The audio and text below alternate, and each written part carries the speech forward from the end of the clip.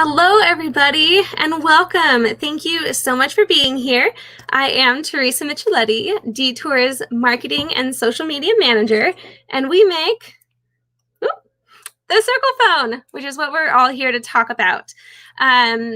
So we have, I know the thing said 9, we have a couple less designers, little connectivity issues, but that is all right. We're thrilled to have everybody who is able to make it. A bit of quick background for anybody who's just joining the party. We, Cyrcle Phone, this is our beautiful product. However, this enclosure is a mock-up, or prototype. So we had a contest on My Mini Factory to design a more creative, beautiful, sleek, etc. Enclosure. So we have with us 3D designers who submitted. So you'll meet them in just a moment. But first, the woman who leads it all, our CEO, Christina Sear. That's me. Hi, Christina. Welcome. Hey, everybody. Anything you want to share today, or just we're excited and thrilled everyone's here? So I'm really excited to have these designers on. As you know, we had 2 AMAs with featuring designers last week. So we featured 8 designers last week, and this week we're featuring 6 more. Vignesh is having connectivity issues, so we may not see him in the broadcast itself, but we are communicating with him via chat. And the reason why I'm excited about this is that in the last kind of 24 hours of the campaign, we received a flood of submissions. So we decided we thought we were done talking with the designers last week, but because of this new influx of submissions, we decided to invite 7 more designers on and feature them today. There's one designer that we invited several times, but he's having connectivity issues in Argentina. And unfortunately, it looks like he's not going to be able to join us today either. So sad that he's not here, but grateful that we did have 6 of the designers show up today, and we're happy to host them. So yeah. Let's and go. Despite the connectivity issues, so thrilling to me to have designs and submissions from all over the world. Yes. So you'll meet some folks from all over the world in just a moment. Let's see, I will add them and they'll introduce themselves. Hi. Hi. How's it going? It's good. Tell us a little bit about yourself. I'm Josh, and I'm from the Philippines. And I'm a mechanical engineer, and I've been 3D modeling and 3D printing for about 5 years now. And this is my very first official competition that I've joined here on My Mini Factory. Fantastic. We're really glad you're here, which is true for everybody. I'm going to not repeat it every time, but it applies to all. Hi, welcome. Hello. Bonjour, Antoine. How are you? So I'm Antoine Valade. I'm 17 and I come from France. And so I'm 3D printing since an half year. And it's also my first contest too. Fantastic. We're thrilled that you're here. Since he's in France and there might be a little language issue, but I mean, you're doing amazing. I have up Google Translate, so if there's a little bit of communication delay, that's what it's about. And it's so exciting, like I said, to have folks from all around. So, tis life, and it's going to be amazing. Let's see. Next one. Hi. Hi. How's it going, guys? I'm Adam Smith. I'm an industrial designer from Toronto, Canada. And I've been 3D printing and 3D modeling since maybe 2014. And this is my first My Mini Factory contest submission, and I'm happy to be here. Yay. Welcome. Hi, I'm Hansing. I'm from the UK, and I'm a recent graduate doing mechanical engineering. Mm-hmm. This is also my first competition for this kind of design. How long have you been 3D drafting? 5 years, I guess. Nice. It's interesting. A lot of us are hitting, a lot of you, I actually for 5 years, are hitting kind of around that space. That's interesting. I didn't realize that initially. Let's see. And our next one. Hi, Will. Welcome. Hi, my name's Will. I'm from basically around the world. It's hard to say where I'm from. I have been 3D printing, 3D drafting, 3D modeling for the last 7 years, without really being taught. So I learn everything, like what I assume with everyone else. I'm an aspiring product designer, hopefully going to uni this September. Fingers crossed. And this isn't my first design competition. My last one was the Pimp My Prusa competition, which was to design something like a special add-on or something funky to add on to a Prusa printer. I didn't manage to get all of my designs in, so I wasn't counted in. But I would say this is my first proper design competition. Take two. Yeah, quite literally. Amazing. So since many of you, it's essentially your first competition like this, I'm just curious for each of you, what got you interested in this competition? Like, why now, essentially? Feel free to jump in, or you can just go along in the order on the screen. Oh, so I first saw the contest briefing online, and I just thought that it was so different and something that not usually seen in today's phones. So I was really interested because I'm into phones. Like I keep up with the modern tech and everything. So I wanted to do something, design something that's different. Love it. Yeah, it's very different. When I first joined the team and Christina was telling me about the product, I mean, check it. It's a round phone, start there. And every time I told people, yeah, I just started working with this company. We make a round smartphone. Everyone's response was like, what? Tell me more. Yeah. Anybody else? Or it just was interesting in a way you hadn't seen before? Yeah, I'm kind of the same as Josh. I saw the listing on my mini factory, and I love to keep myself busy in my spare time doing design stuff. And to have a really unique challenge like that, it was just awesome. So I thought, why not give it a try? For me, it was more, I think it was something that was lacking in my portfolio. So it was something that I wanted to work on and fill the holes for what I haven't really done in university. And yeah, it's a great project for me to touch everything in industrial design. I think for me, I sort of was. I was 3D printing for face shields for the UK over the Easter break, and I helped out quite a fair bit. So it sort of just got to the point where I just wanted to start printing fun and cool things. Went over to my mini factory, saw the competition, and I thought, as simple as it is, there's a lot of things you can go into.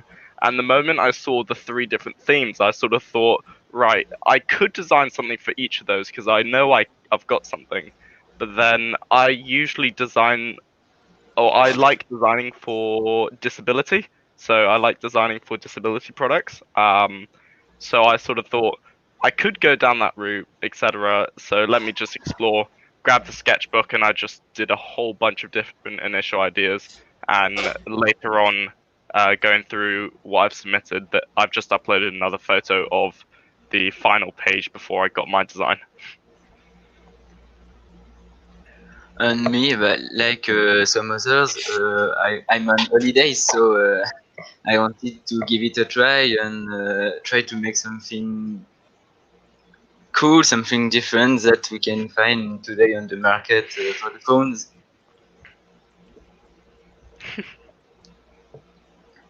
So yes. Great. Sorry, I was like, oh no, my mic is muted. So our final designer who is not able to get mic and camera working. Here's Vignesh from India. He has been doing 3D modeling for about 3 months, studying electrical engineering. I believe he's in the second year of school, but not yet completed because of COVID. So there is that. Amazing. So we'll probably do another round robin sequence of questions or whatnot, especially for those who are attending. Put all of your questions in the comments and we'll get back to them. So I figured let's start talking about specific designs and we'll look at everybody's creation. So all but Josh, thank you. We'll see you shortly when we go through yours. And let me just change over our screen.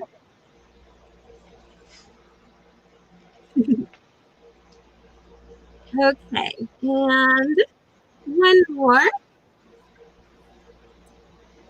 Here we are. All right. Tell us all about it.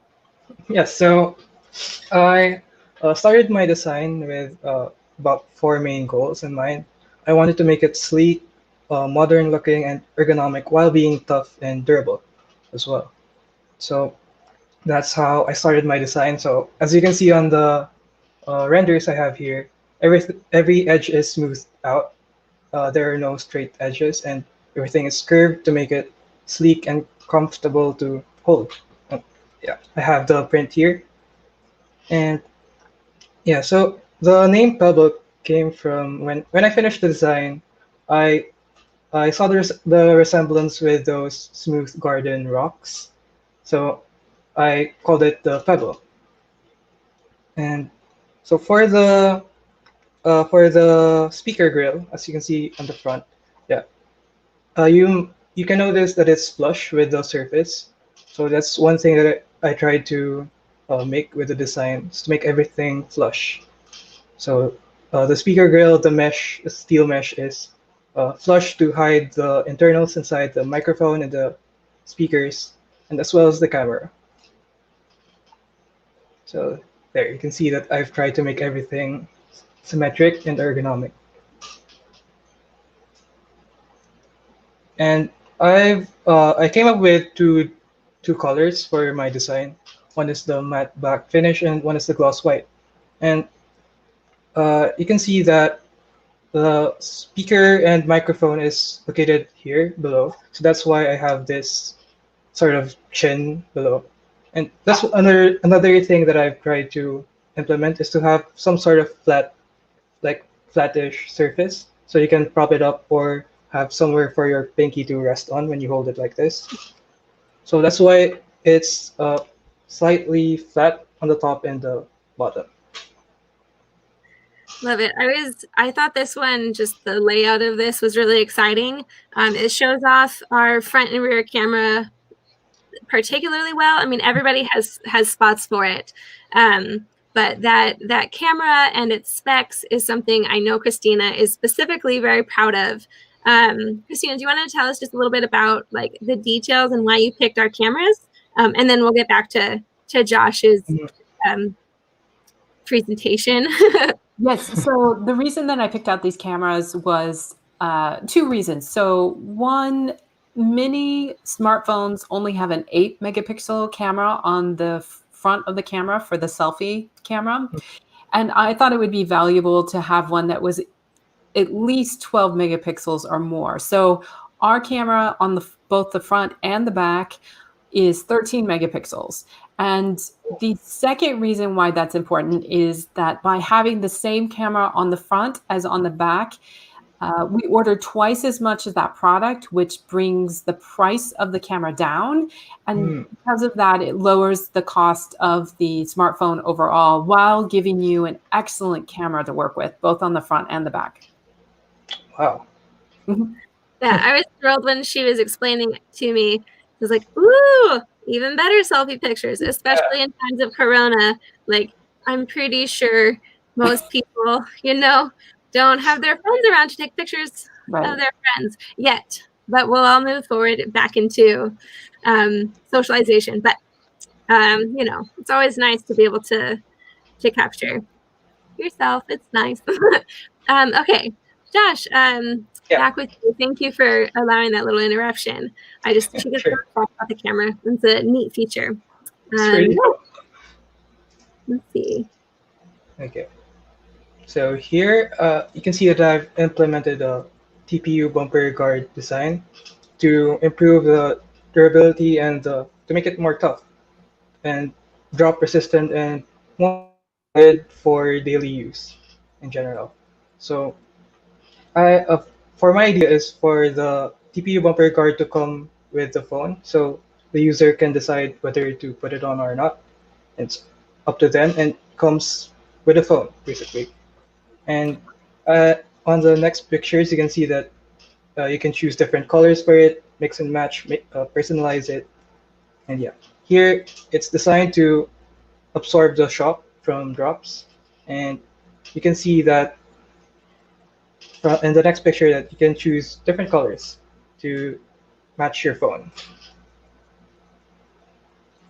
And here is the assembly, and uh, you can kind of see the holders for the battery and stuff. I've designed it to hold the internals using supports and screws, and the buttons are to be put in place.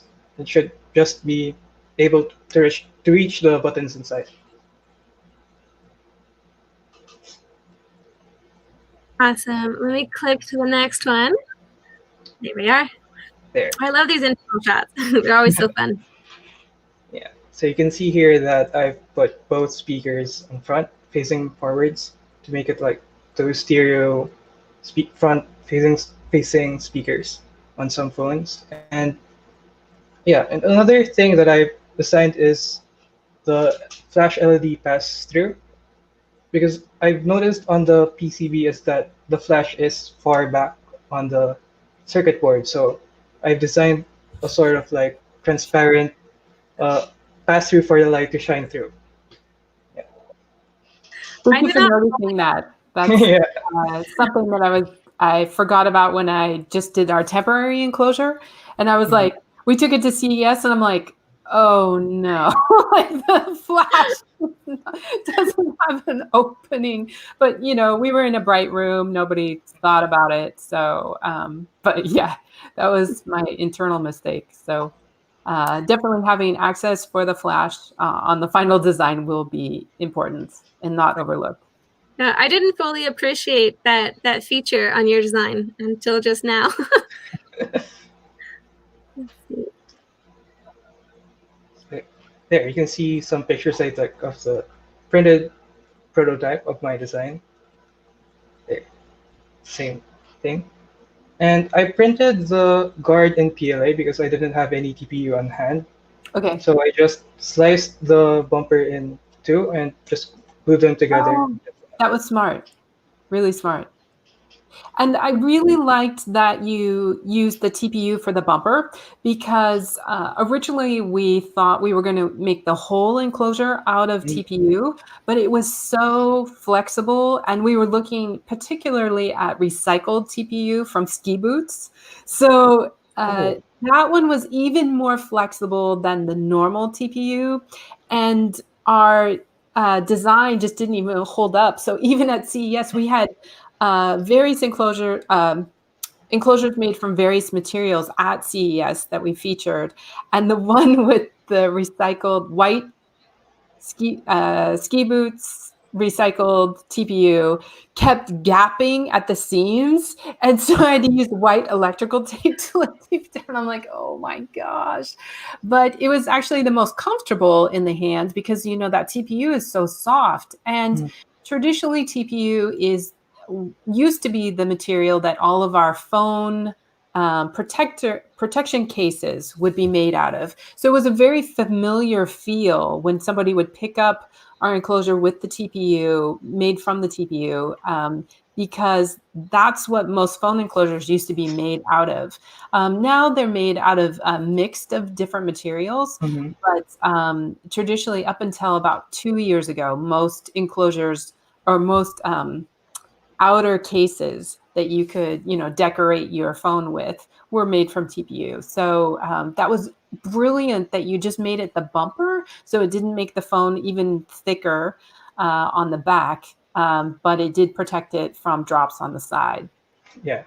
So, and maybe if we have time, I don't know if you can put it in the private chat, but the link to your video, because your video was amazing. And so maybe we can show it at the end. We need to give everybody some time today, but hopefully we'll have time to show that. I was super impressed that you took the extra step to actually fill the design with the coins that I recommended, because in the directions I said it has to be approximately this amount of weight so you can fill it with coins or whatever. And you did exactly that. You filled it with the coins. It was the right weight. And then you dropped it from 5 feet and it survived. So, so remarkable. Yeah, for those who have not yet had a chance to see that video, if you go to My Mini Factory, our competition, the link is down below. You can click View All Entries, and you can look at everybody's design. So when you click into Josh's, in the comments of his entry, there's the link for that video. So I suggest watching it. It's very well produced, and it's great. The phone survives. So that's, spoiler. Yeah, and there's the pebble. I love it. Thank you so much. We're gonna head over to Adam. Give me just a moment to switch everything over. Thank you, Josh. Oops. All right. Hi, Adam. Welcome. Hey, thank you. Yeah, I'm gonna go ahead, fill a little time, Christina, while I switch over the screen. Okay. So, Adam, can you tell us a little bit about what modeling software you use? Yeah, sure. So, back when I first started modeling, I started by using Blender and Google SketchUp because they were free. And that was back in high school in 2014, 2015. Then I went to school for industrial design, and that's when I started using SolidWorks and Fusion 360. So those are sort of my two go-tos for CAD modeling. And then for product rendering, I like to use Keyshot or SolidWorks Visualize. Yes, Keyshot's really impressive too. Yeah. Yeah, love it. It's an amazing program. So that's a bit about my CAD background. Okay, so since you know both, because this question came up actually last week during our AMA, since you know both Fusion 360 and SolidWorks, so one thing that I've noticed is that the designers that come to our team that are using SolidWorks really have those I want to say professional looking concept designs, that have labels on all of the specific parts and all of that. And I've really struggled with my own designs for putting all the labels on the specific parts in Fusion 360. So is there an easy way to do that I'm just missing? Or so when you say labels, do you mean like the decals on the product renderings and stuff, and like stickers or so when you when you're doing the concept design, and then you're trying to point out here's the camera, here's the speaker. Oh, so like the little leads and stuff like that. Is this what we mean, Christina? Yes. Okay, great. I do the renderings in Keyshot or Visualize, depending on who I'm working with. And then I do all of that in Illustrator post-process.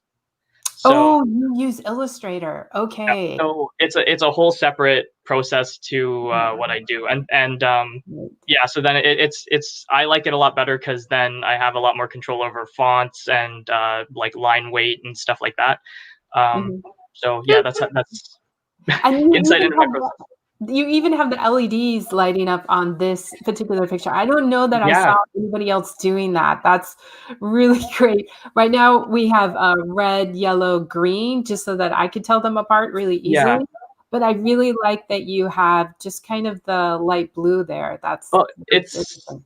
I'm so happy that you pointed that out, because I thought that was one of the coolest parts of the PCB, those 3 LEDs. I thought that is like a feature that can be shown on the exterior that you don't see very often, and I like LEDs on things, so I thought it was something I'd like to emphasize and celebrate on the casing.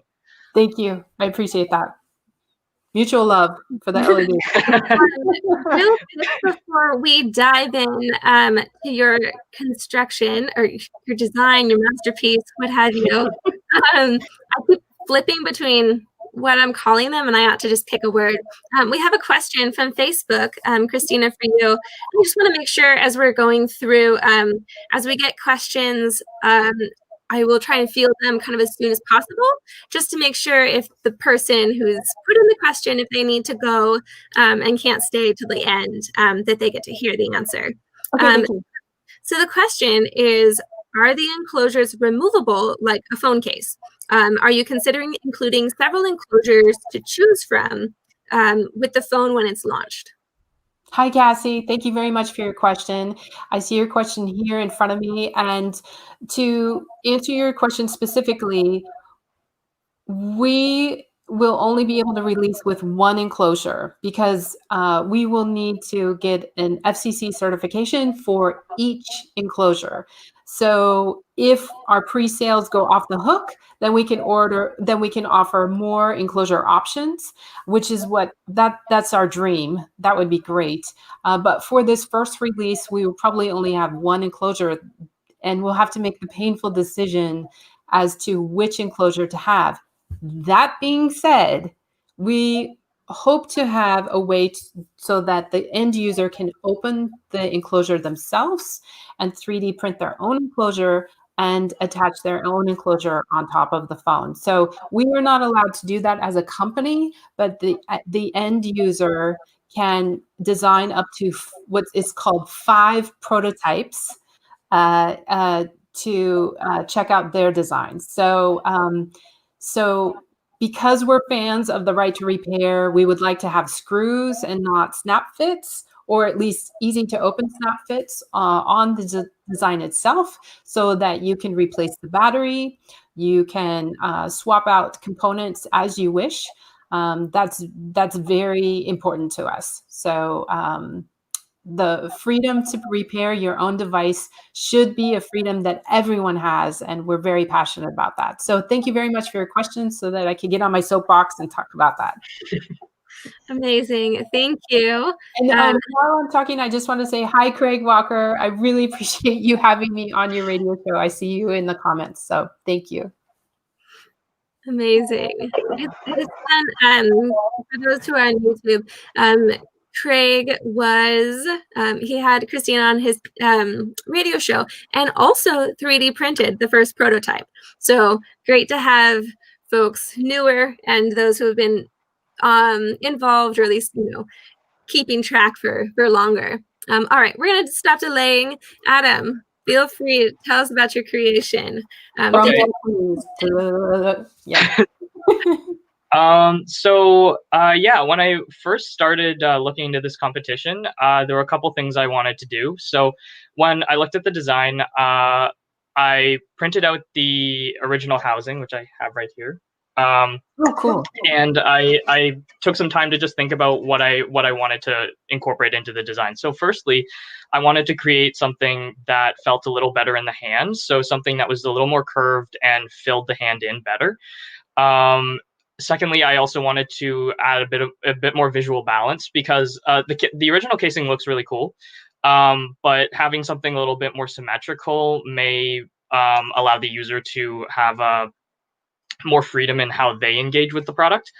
Thirdly, I wanted to create something that was still 3D printable, like fully 3D printable, and you could open and close it and print out your own thing, and pick filaments, download it, customize it, whatever you want. So with that, I started working on a new design. So later on in my presentation, you'll see some of my iterations, but I then went and 3D printed a bunch of iterations of different ergonomic tests, and settled on one design, and just started developing it. So you can see in my renderings that I tried to make it so firstly it was comfortable in both horizontal, like landscape and portrait orientations. And I also wanted to make these sides curved, so they would fit nicely in the. I don't really know how I can do this in the camera, but I wanted to create sides that put a bit more of an anchor into the hand, but I didn't want to make them too straight and then not make it circular. So it was a bit of a challenge trying to make something that was still circular but symmetrical, but a little bit longer or elongated, so you capture all of the elements of the device. So yeah, can you go back a couple of images? Yeah. So oh, sorry. So yeah, in my housing, I wanted to. I don't know if people heard this earlier, but I was talking to Christina about the LEDs. So I noticed that there were some LED indicators on the sides. So I wanted to make sure that those elements came through in the final design. So I created cutouts for those. I put the power and volume buttons on the top corners, so in a one-handed orientation, you can still reach it.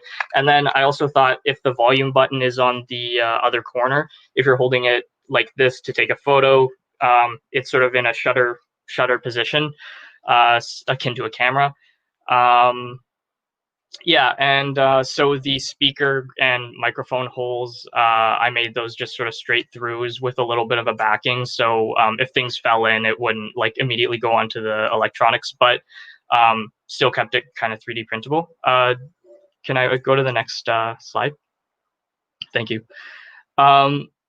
So here, this is just a good illustration of how the loft between the top surface and to a circular profile on the bottom makes this really nice wide chamfer, which gives a lot of room for the finger in different holding positions.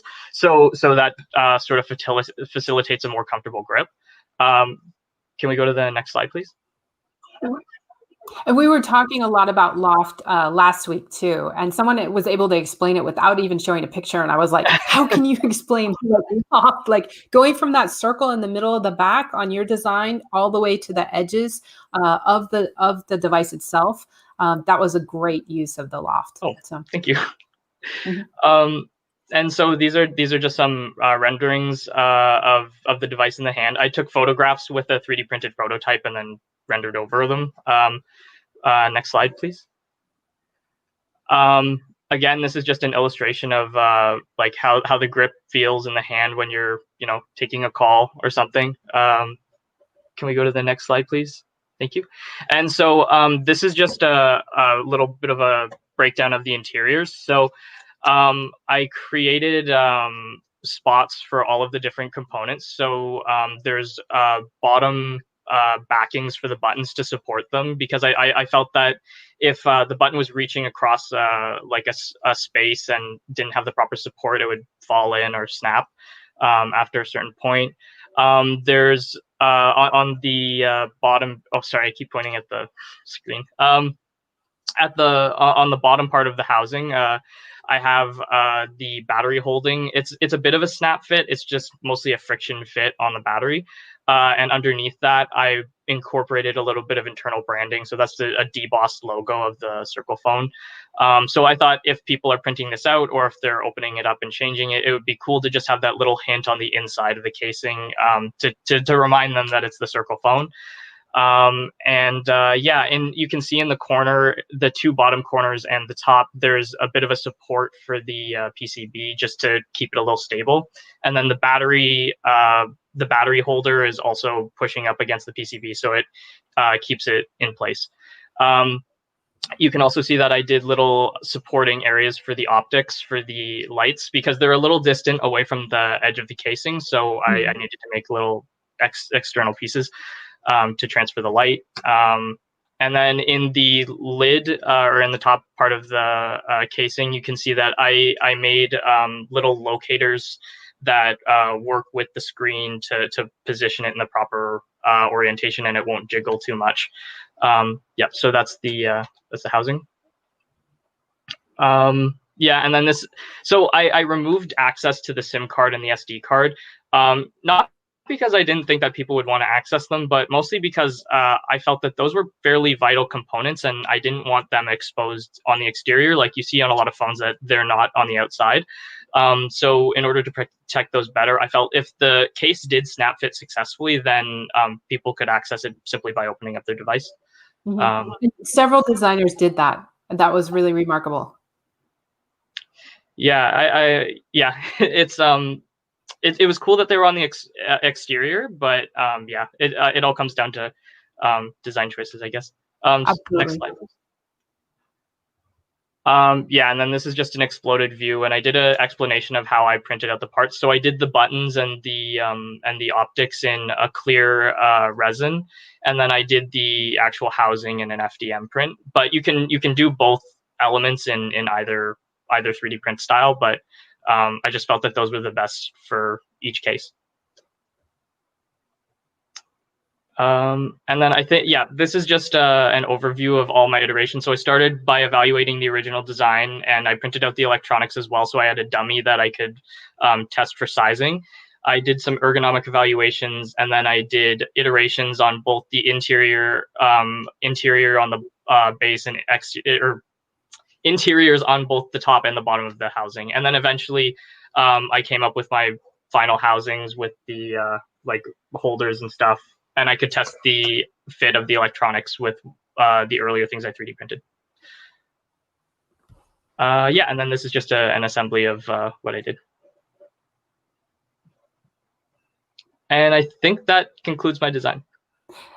It was so fascinating to see how you documented your process. That was really exceptionally done on this particular design. So thank you for doing that.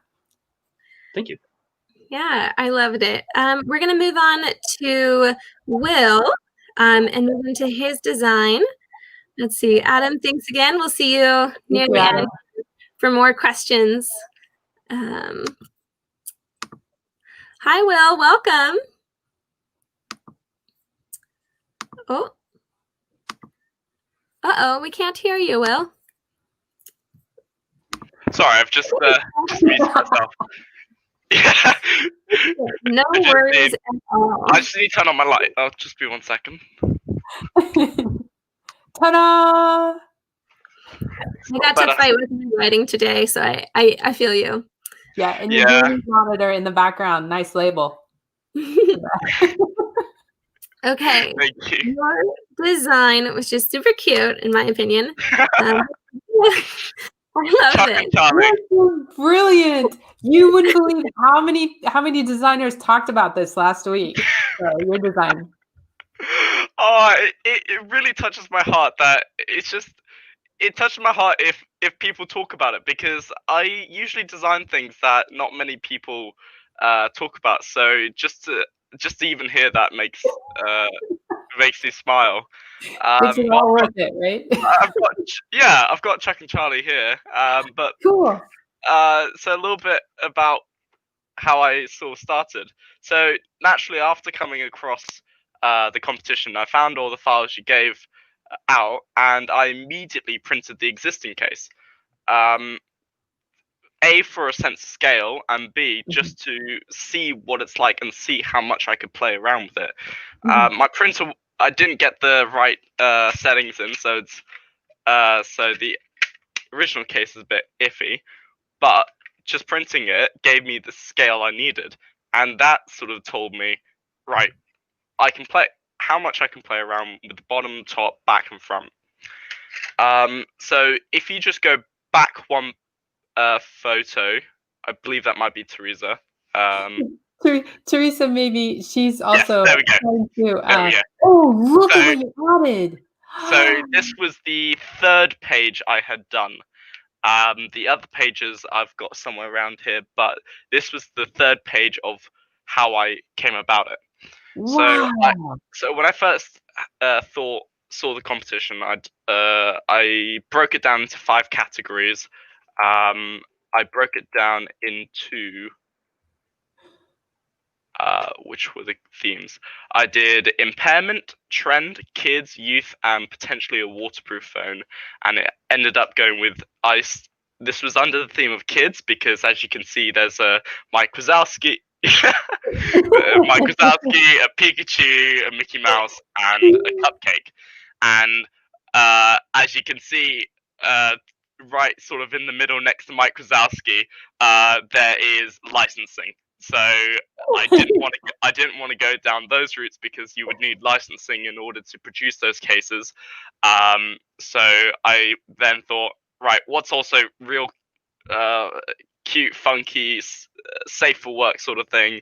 It's a cupcake. And I just I mean, I want to talk about the Mike Wazowski thing for a second because I noticed whilst looking at the model that there were 2 aux ports, and I know that some designers have made little keychains to go on, like on your phone, like on the aux port, like a keyring or something. So the Mike Wazowski would be quite easy because all you do is you print something that just fits onto that, and now you've got a leg that comes down, which potentially could be for a different design, like 2 little clips that go on, and you've now made a functional clip. So that the placement of the aux ports is brilliant. I love it because it's symmetrical, so you don't have to worry too much about the design. But yeah, so I ended up going with the cupcake, and the final design isn't how I've drawn it there. But it comes more so down to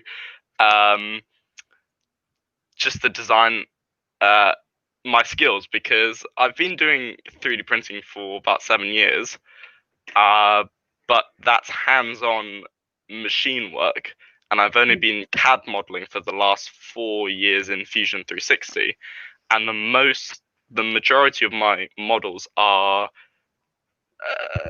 sort of are non-organic forms, so they're your boxy sort of forms. They're like containers, boxes, and whatnot. And if you see on the model, on this one, it's got nice curves. It's got really cool different forms, and that was sort of my actually second time using the form function in Fusion 360. Wow. So I ended up putting a face on the back of it, and I'm sure most of the other designers will also admit they may have made a slight mistake or two in their designs, and the face is to cover it. But it does make it a lot cuter to have these faces. And if you go over to one of the render photos, second one, yeah. So you can see 2 sprinkles. So those sprinkles I've also put on my on the files, and I didn't print those out. But what they do is they basically just glue on the top of the toggle. Should we call it the sort of the toggle tabs, and that's just to allow the user to more easily click them. Yes, because it provided more surface area, as you noted in your design notes. Yes, and it sort of stems from me liking to create products for disabilities. So for my A levels, I designed a color sensor for visually impaired people. And so I did a lot of anthropometric and ergonomic data collection from that. And I found a lot of interesting things that I would not have found out if I hadn't done that. And so I sort of thought, well, I've done that. I might as well just bring it into this. And it's the small things that you don't really think about. But just one of the other designs I did was just adding a little bumper on the back that acts as a sort of like a little mount that goes on that fits over your hand, but then also functions as a kickback stand. So if you leave it on your table, it sort of kicks back, and you can FaceTime your friends and things. But no, 3D printed the first one, and I was originally just going to upload just one with one photo, and I colored it in with some render pens, and it's quite fun because when you don't really like painting, all you've got to do is just get some render pens, and it works a treat. You just color on, and it works, and I absolutely love it. And so can you describe render pens for people who may not know what they so are? I've just got a few here. Okay. Just grab a handful. So render pens they're also known as graphic pens or artist pens. I've seen them being called, and basically they've got two ends, and they usually have a broad end and a fine end. And what they're used for is they're used for hand coloring and hand drawing your designs. So a render, the term render means to basically to produce, and that's sort of where the term like comes in. So these renders, the ones you can see on the screen, these are computer renders, but you can also use pens to hand render designs. That's why all my animation friends have those pens. Now that explains a lot. Yeah, Adam's just said in the chat we call them alcohol markers, and yes, they do contain a lot of alcohol, which is great because if you get something like isopropyl alcohol and a little rag, and if you make a mistake whilst drawing, like on a 3D print, you just rub it and it will go away. You'll undo your mistake. And it's absolutely brilliant. Isopropyl alcohol even during the pandemic. You haven't run out yet? No, I'm surprised as well. I was quite good with it. I recycled as much of the isopropyl as I could, and I've still got half a bottle left, and I'm quite happy with that. Good for you. That's awesome. Yeah. If you go to the next render, I believe it's the next one.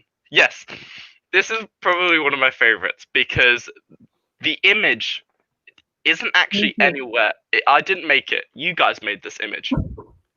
All I did was I went onto your competition page. I found the photo. I downloaded the photo, cropped it, and then tilted it slightly in Publisher, and then resaved it, and then added it as a art, like a what they call as a decal in Fusion. Okay. Yes. So that photo is your photo, but I've just sort of grabbed it on and just put it on because on Google there are no photos for a Cyrcle phone. Yeah. For the display.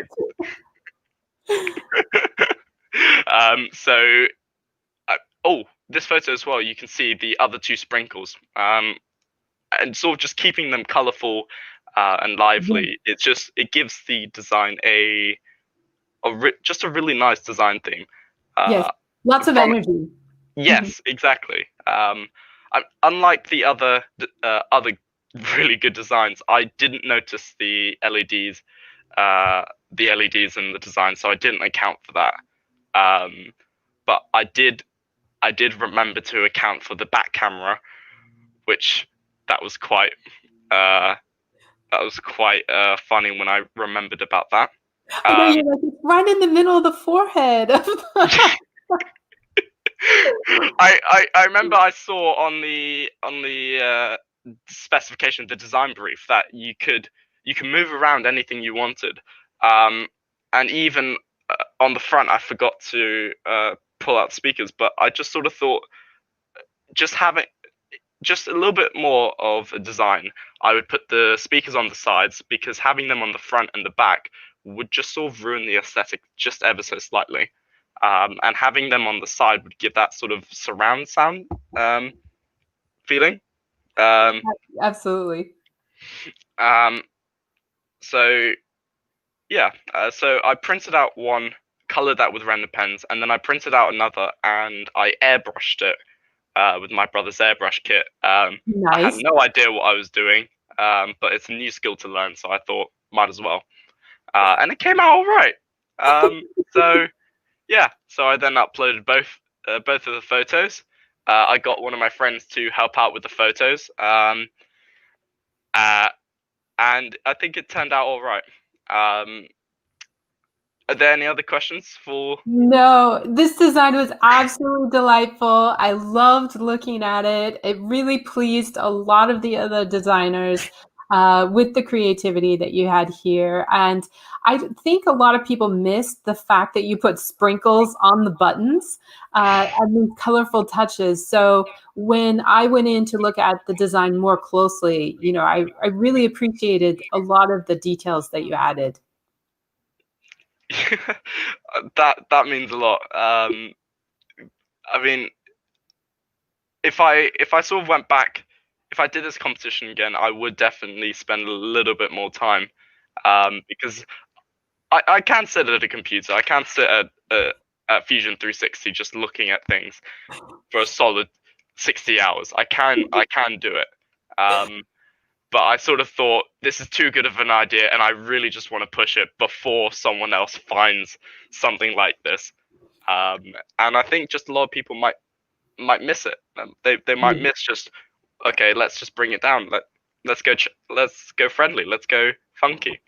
Yes, absolutely. Absolutely. And I think, as we explore the edge of the future, I don't think our devices will be absolutely rectangular. I think some of them will, but I think others of them will fit better in the hand. And also for Yeah. people with accessibility issues, we need to make devices for them as well. So, yeah, I think having a more diverse playing field, a diversity of handsets, I think, is essential in our new world.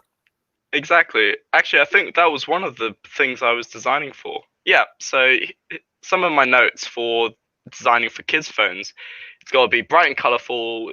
They've got to have different themes, interchangeable covers, because as kids grow older, they may not like the same things as they did the year before. Or even the month before. Yeah. Exactly. It's got to be easy to hold and use. It's got to be big and noticeable, so it can't be hidden from their parents. It should be able to rest upright without aid, so just propped up on the table and they can sit back and watch it. And it should be able to protect the screen when dropped. And I feel just having one part that's slightly offset will just sort of help ish, to sort of make sure the screen won't actually be touched if it were to be dropped onto a flat surface. Because one of the things I realized was, as much as we all want to deny it about giving kids smartphones as their first smartphones, as much as we all want to sort of put sanctions on that, we can't deny the fact that it is happening and it is going to continue to happen. So if that's an inevitable fact, we might as well design something that is safe for them to use, easy for them to use, and is not damaging to their natural learning ability. So I think something with Android, because I know Samsung have got a kids mode on their phone. So if I give my phone to a friend, I'll turn it straight into kids mode so they can't do anything on it. So it's stuff like that which you can do. And I've used kids modes on Samsung, and it's brilliant. You can't do anything. You can't do which anything. Is brilliant. And if I'm honest, it's brilliant for a kid's phone, because you've got basic calling, basic texting, a few games, learning games, a camera ability, some photo editing, and that's it. And that's pretty much all you need in a kid's phone nowadays. You just need to give that a little bit more, so it's both functional and they're interested all the time. Truly. Yes, and we've quoted this statistic a lot, but the age that a child is getting their first phone has dropped in the last 2 years. So even 2-3 years ago, you wouldn't give a phone to a child under the age of 12, but now it's dropped to the age of 6 in places like Australia. And we're even finding out that toddlers are getting their first, or not toddlers, but younger children are getting their first tablet as young as 3. years of age. And so because of that, we need to make these devices more durable, more fun on the outside, and then also as far as the software is concerned, making sure that it's kid appropriate. Exactly that. And it's interesting you bring up those statistics because in fact, myself going back to Australia, going to shopping malls, you see young children with giant iPads. And it's because it's because their parents don't want to give them a phone. They're happy to give them a tablet, but they don't want to give them a phone. So if you just think about that, you sort of think, right, so they don't want to give them a phone, but they'll get them a tablet. Is that something to do with the size, or is that something to do with the fact that it's easy to take away and it's easy to see? So if you sort of think about that, then I think this sort of statistic becomes more interesting to have a look at. Absolutely. And sorry, Teresa's going to cut us off because I can talk about this all day. That's all good. Into these conversations so well, so much, but I do want to move forward, and we can always loop back as we want to have more discussion at the end. Appreciate at the end, sorry, Teresa, at the end, I would love to talk to some of the other designs, such as Josh and Adam, because I've got some interesting comments for their designs that I want to have a talk with them about. Talk with them. Yes, we'll do that at the end once we go through everybody's. I'll pull everybody back on, and we can answer audience questions as well as have a great design discussion. So amazing. Well, and all of this is great. I mean, Christina and I just the other day, last week anyway, we're talking about those age statistics. So yeah, I mean, it's into what we care about and what we think about. So I'm just laughing because today's the day that Teresa allowed me to talk with the designers while they're presenting. But the back and forth, I think the back and forth is really important because then people know more deeply about each design, but it does take a bit longer. So I apologize for the remaining designers who have been waiting so long. It's been an hour. Thank you for your patience. I apologize for rambling. No worries. This is the stage manager in me coming up. So I'm gonna pull this down and bring up. Hi. Then we're gonna play out. Hey. So I didn't make an enclosure, but more a concept phone, because I wanted a phone that is made for our own and not the opposite, because today all the phones, or the majority, are square and a box. So I wanted to make it more adapted to an end. So yes, it's the design of the phone. I thought that we are using our phone with mainly our thumb, so I wanted to make a phone that's following the thumb path and make all the screen accessible for the thumb. And so the problem was to have the biggest screen area possible, and so my phone is focused to only use one end. So it's more a concept because I don't know if the components exist or not, especially for the screen, because it's a complex shape. But I wanted to give it a try and see if that can be useful for people who are having a little or tiny hands or thing like that. So yeah, I wanted to make a phone that we can grab for long periods and make everything without needing the two hands. And also there was an induced idea. We can use the phone as a gamepad with the two hands, so we can type faster SMS or play video games on our phone easily. So yes, that's what I wanted to make. And also an idea with the the two cameras on the top and the bottom, maybe a 3D scanner to scan objects, especially for 3D printer fans, because it can be useful sometimes to make to verify if a product is good with good dimensions or everything. So yeah, I wanted to make a sort of a futuristic phone. So I was really impressed that you just, can you hold it up again? Because I thought you had superimposed the image in this picture, this photograph. I thought you had just superimposed the image into your hand. So I had not realized that you had actually created it. So did you 3D print it that Yes, way? yes, yes. Yes, I printed the shell and glue a photo of the screen. Fantastic. And I really liked how you manipulated the icons to be on one edge of the design, because I think that's something that people don't think about, that icons can actually go anywhere on the phone. You know, we're so used to having them in the center of the screen, but having them be half circles on the side of the screen and having you only see like part of the icon, I think will work for most icons. So the fact that you have those was really interesting to me.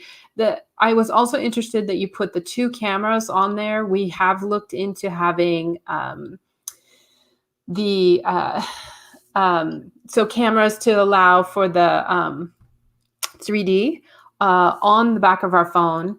And that is possible. The information that we received from people that we asked about that was that they would prefer, for example, a larger lens as opposed to a 3D lens. So I think the viewing mechanisms for viewing 3D images, that technology is still limited just to the people who can actually buy either devices to view it or whether they view it on their laptop. But, you know, I don't know. What's your opinion on that? I think maybe it's because it's a futuristic phone, so maybe 3D scanners are not today very useful for everybody, but we can imagine in the future, in 10 years maybe, that if we want to extend our house or things like that, we are taking a video of our room to send to the architect that will make his sketchings and everything with the right dimensions and all of that. But yes, after I think we can eventually add a main lens at the back of the phone to take pictures normally, like standard.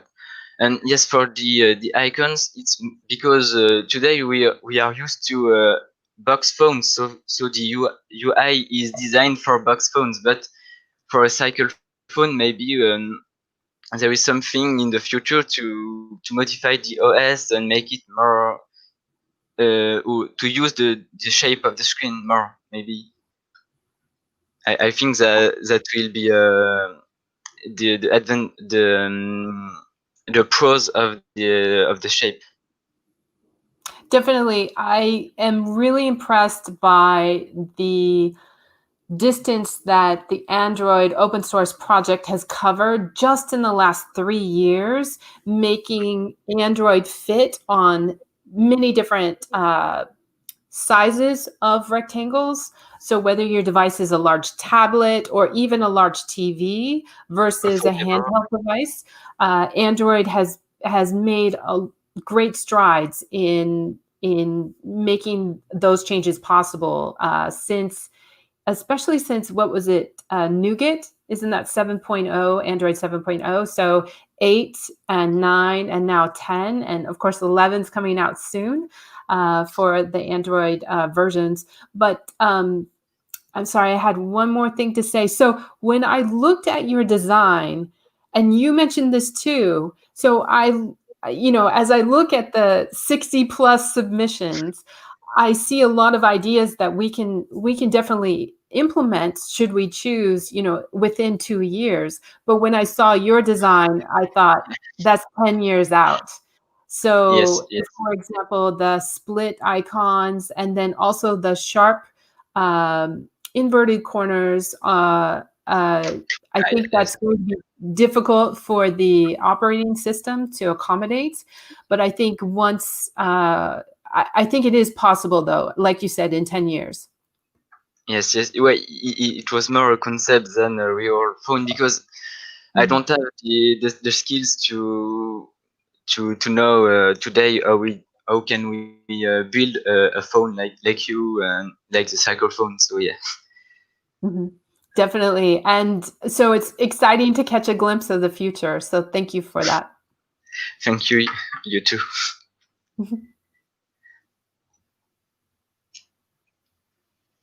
Amazing. Thank you. As always. I'm going to pull up our next folks. And Antoine, thank you for being brave and speaking in English. You did fantastic. Yes. All right. Thanks. We'll see you. We'll see you right at our group discussion. All right. Hi. Let me just pull yours up real quick. I always want to say haunting, but it's hanting. Yeah, it's hanting. Hanting. Yeah. I like how you say it. There we are. That's really cool. That's a cool name. Thank you. It's like it rolled up. Excited to see this. So I'm sorry, can I interrupt you and ask, so how did you do these concept design photo mock-ups? So as we learned from Adam, he finished his off in Illustrator. What did you do? I did mine in Photoshop. Okay. Which is basically the same thing, slightly different. But I also used Keyshot to render stuff. So all of them images are rendered in Keyshot.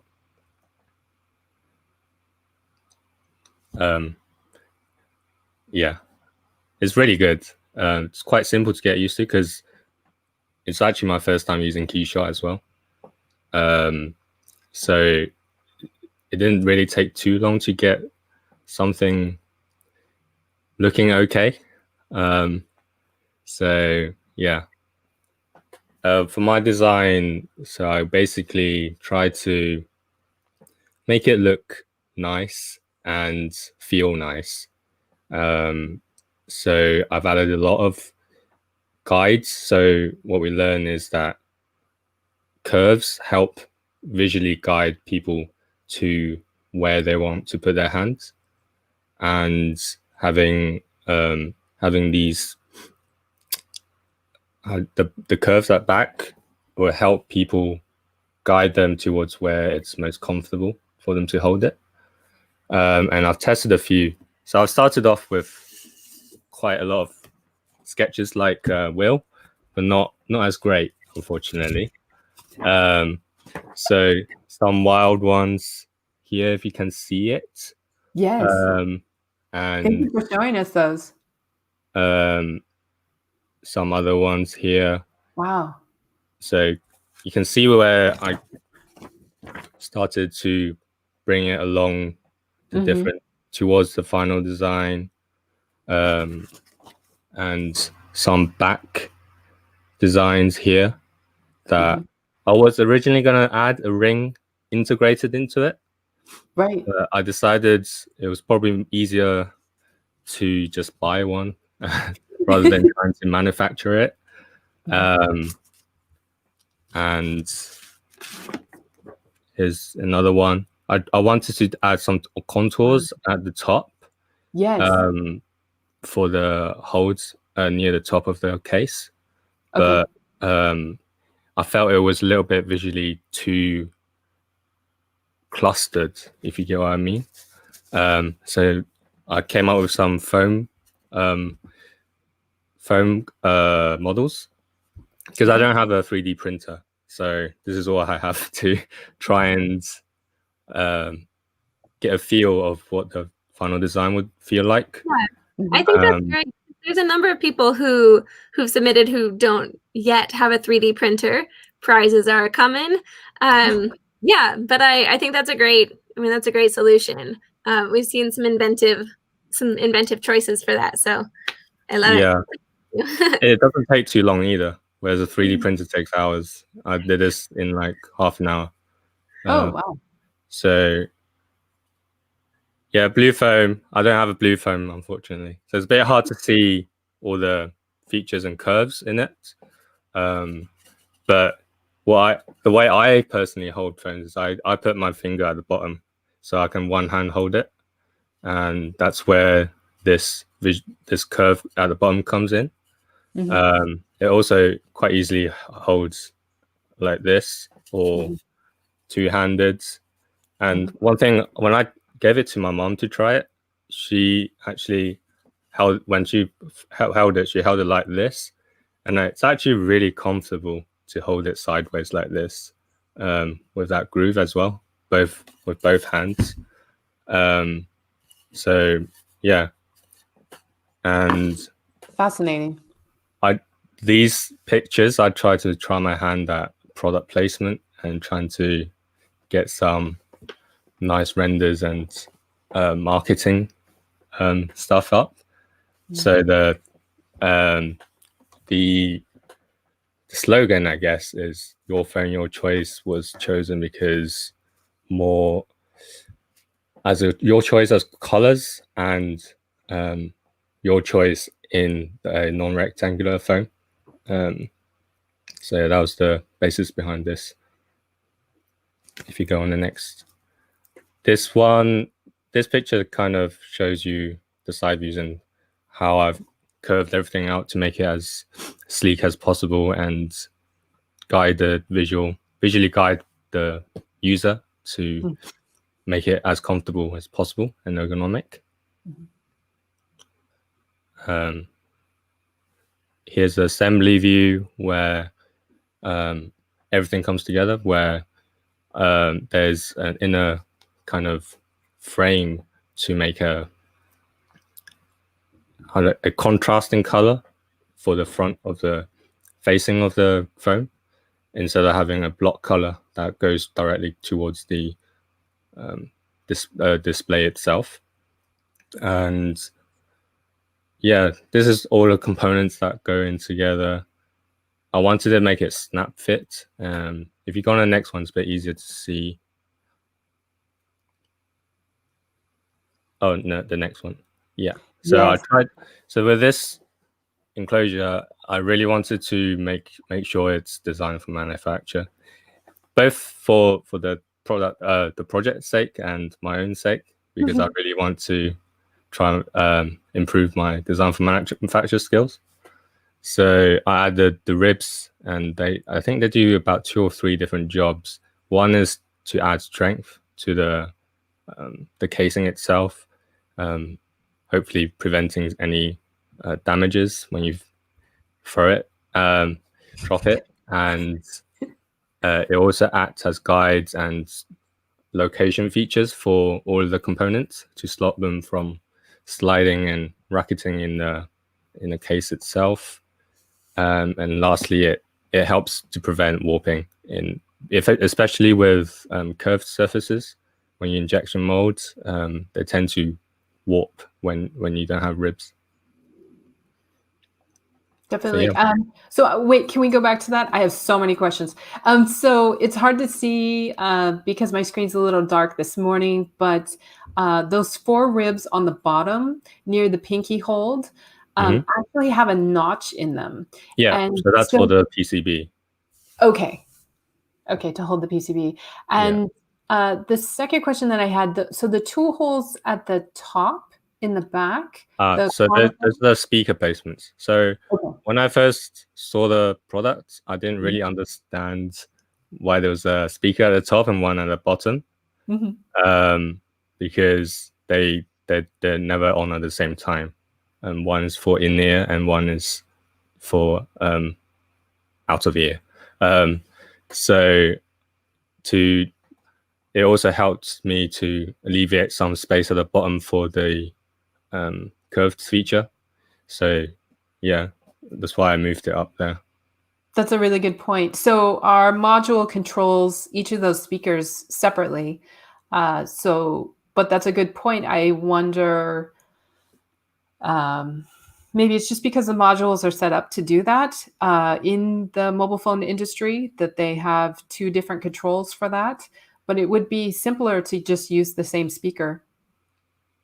Just have it be a little bit louder for the music, as versus when you're talking to somebody on the phone. But you don't want to blow someone's ear out if they're just talking to somebody on the phone. So maybe that's why they purposely make those separate. Yeah, so I really wanted to iterate upon the design, but I don't have 3D printers. So I can't really test whether everything fits together well, unfortunately. Right. Can So you I just hold have to hope my phone design model skills are up? good enough. Oh, yes. And can you hold the foam model up again, please, that you made? Because I've dealt with foam modeling before, just making handprints and things like that. And it was always really challenging for me to make it symmetric. So I'm marveling at how symmetric you were able to make that. It's all right. Yes, you did a I fantastic job. basically tried to make a shape on the computer and then printed it out and then just drew it on the board and just cut around it and filed it down. And just tried to file it to fit my hand and when it's comfortable. But definitely like the curvature on the front, and it's just all very even, what you did there. So way to go. You. I'm super impressed. Thank you. Yeah, and you were I believe the only designer that added ribs on the interior of their design out of the 64 designs. So bravo. It was really exciting for me to see when I came upon your design.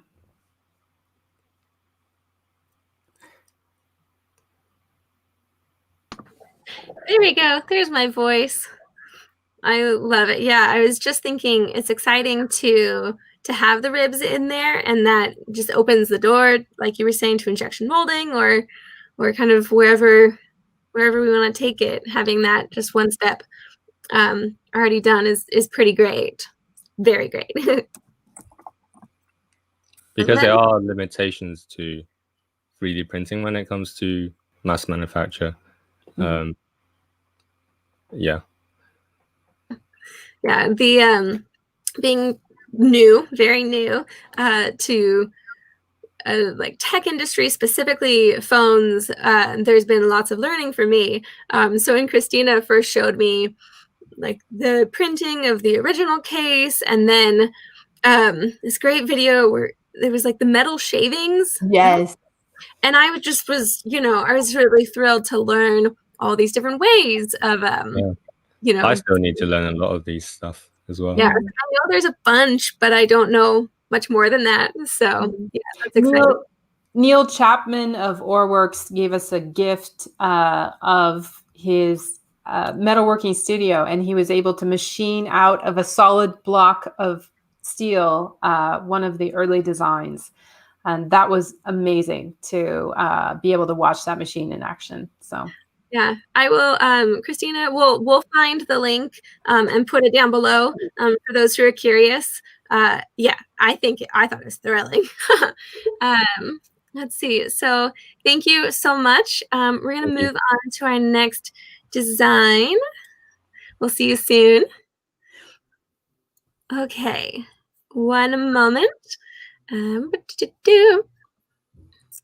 Christina, this is so fun. yes, amazing. Okay, so here is the red phone. This is designed by Vignesh. I didn't check. I don't know how to say your last name. I don't know your last name, but here is what they say about it. So really think of this design like Nokia 3010, 3000. Christina, how is that one colloquially said? So 3310. Yeah, I would say 3310. Beautiful. I don't know how people call this one. So like that phone, and also be smart. So they set some foundation near the edges, and then analyzed whether it would work or not. But I'm sorry to interrupt, but this is actually very similar to the solid steel model that Neil Chapman at Orworks machined for us. So when I saw this, I was like, maybe he saw the video, but so I was shocked to see this render. That was awesome. Yeah, I mean, yeah, it's very fun to see, even just with the little adjustments and tweaks here and there that everyone has made, the wonderful shift in aesthetic and just kind of how it would fit in the hand. Yeah, I think it's great. So let's see. So tried several times. So like 10 attempts, and then tried different areas to build up foundation, like at the edges. Sorry, one moment. I lost my place. Let's see. So then with changing where that was, it works up to 205 newtons when applied, which would be actually 48 pounds of force. Let's see. The first 3 designs, you didn't know if anyone would think that they were suspicious, because it looks similar to some of the other people. I think, let's see, when I see yeah, just seeing all the competitors was really neat to see the differences. Let's see. And Teresa's doing a good job of this. So Vignesh Kumar, I don't think we explained very accurately, but he's having connectivity issues. And so, and he is our most prolific submitter to the contest. He has submitted over 6 designs, and most of his designs, with the exception of this one, he really focused on the Autodesk Fusion 360 durability feature, in that he tested various aspects of his design to make sure that they could withstand certain fractions of force. So I shouldn't say fractions of force, but certain elements of force. So that was very fascinating to see those designs. This one is a little bit different, kind of his masterpiece out of the 6, probably, I would say.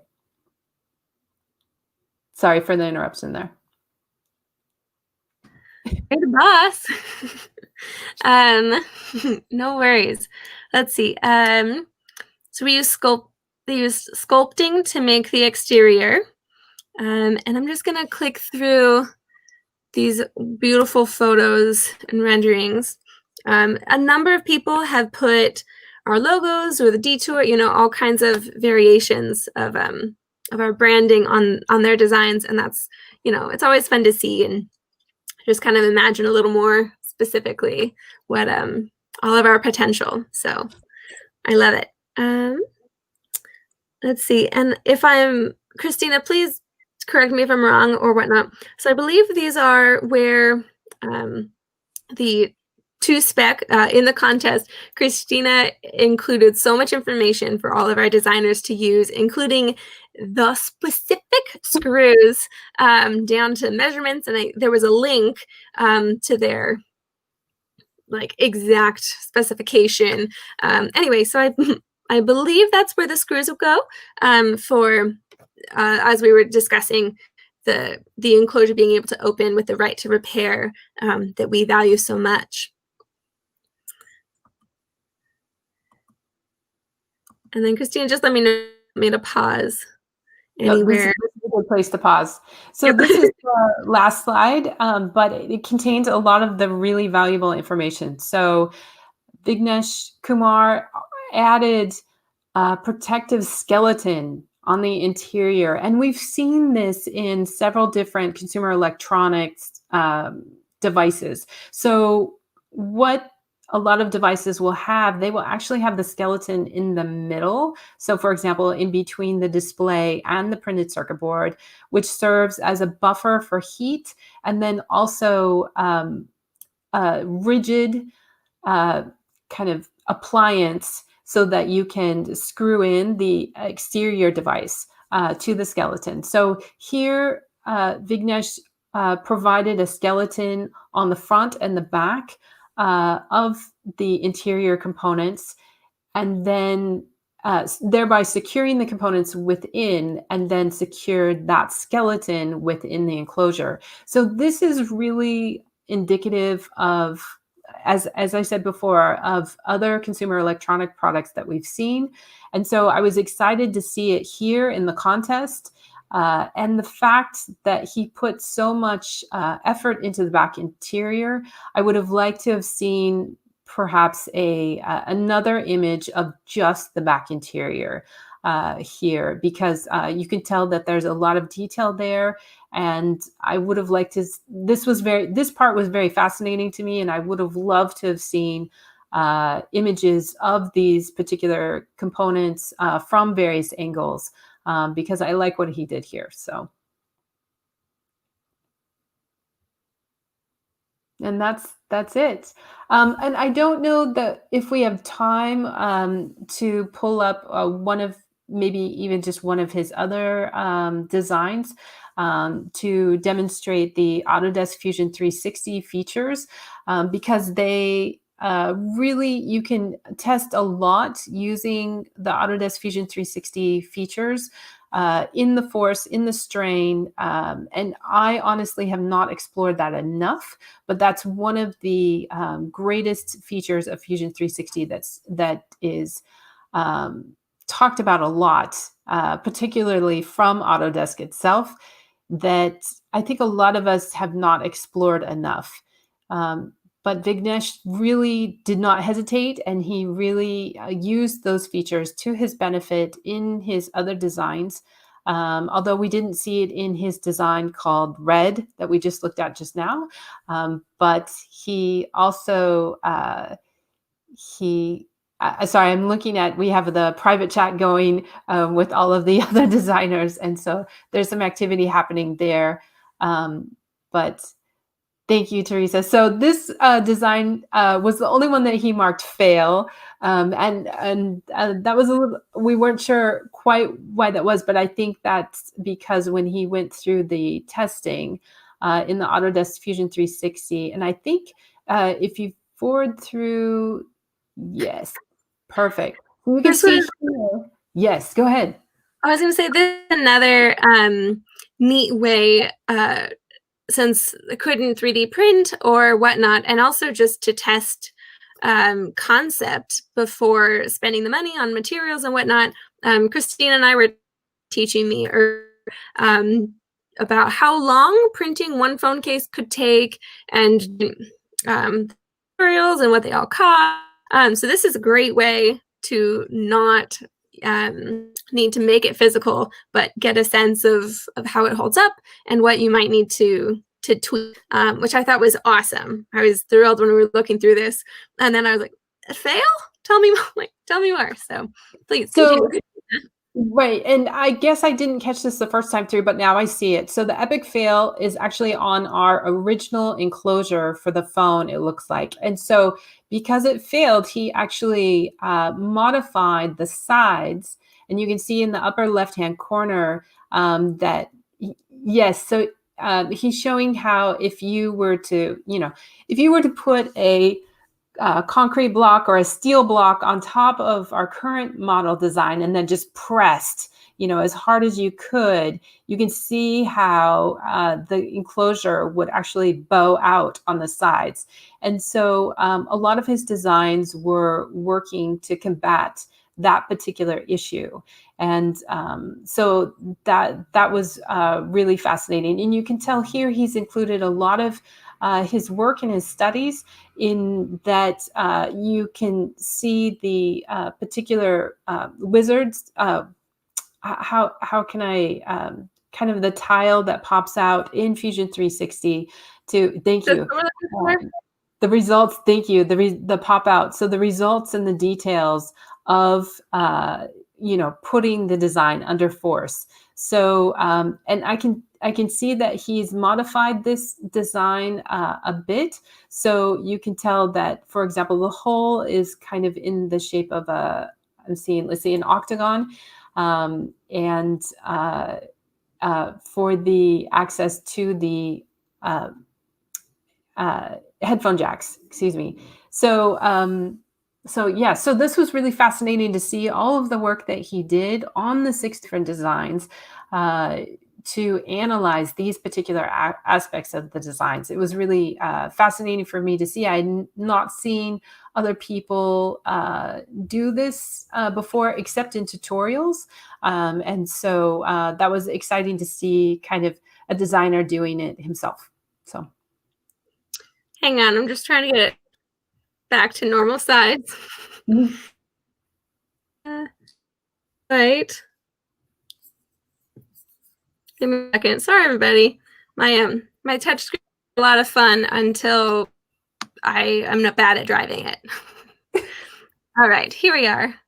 Let me get us back where we were. Yes, a lot of times when I'm using Autodesk Fusion 360, I'm trying to get what's in my mind, kind of in the into the design application itself. And so I'm so focused on doing that and struggling with that it's hard for me to take advantage of all of the various features that Autodesk Fusion 360 has. And I also wonder for so I did run a poll to see like how many people were using Fusion 360 these days versus SolidWorks versus, for example, an open source designing solution such as Blender.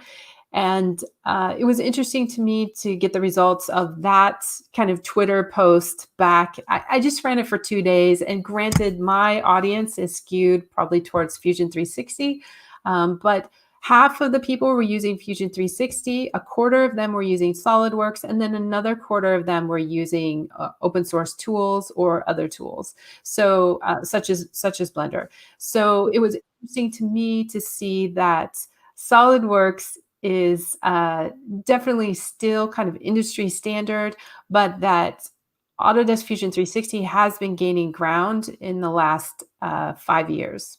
Yeah, and it's fun in our conversation on the side. It's beautiful the we've seen with our designers. It's really, as somebody is presenting, our other designers are saying that's great, awesome, this or that.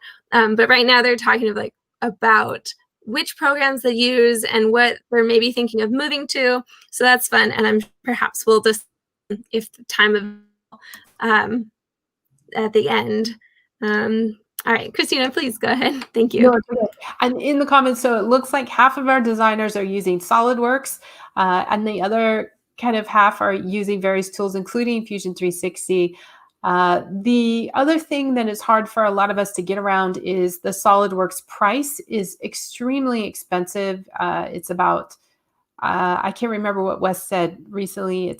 Did he say $5,000? And then you have a yearly fee to maintain that as well. So whereas Autodesk Fusion 360 is free for if you're a student or an educator, they also have special packages for hobbyists and startups.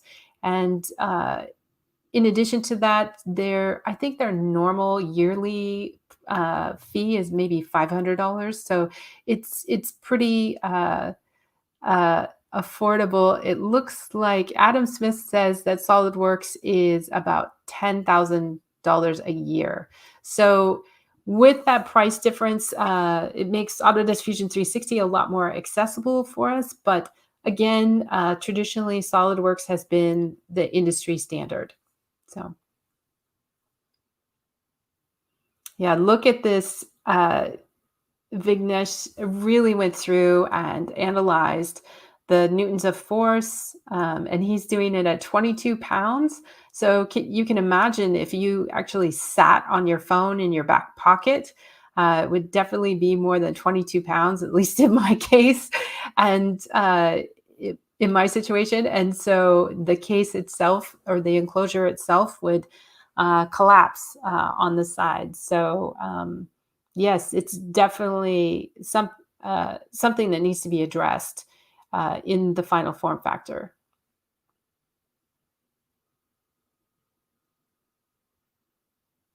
Nicely done on this, Vignesh. We really liked seeing all of this work that you did.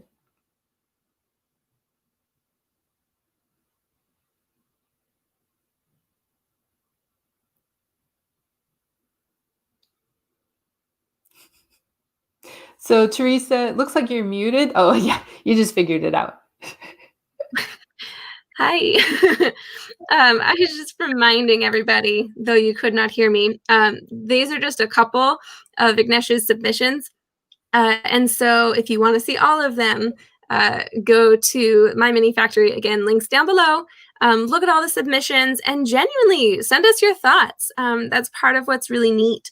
One of many things about being on this project and this company is it's obviously still in development. And so we want to hear from you, from those who will buy the phone and are, the ones going to use it.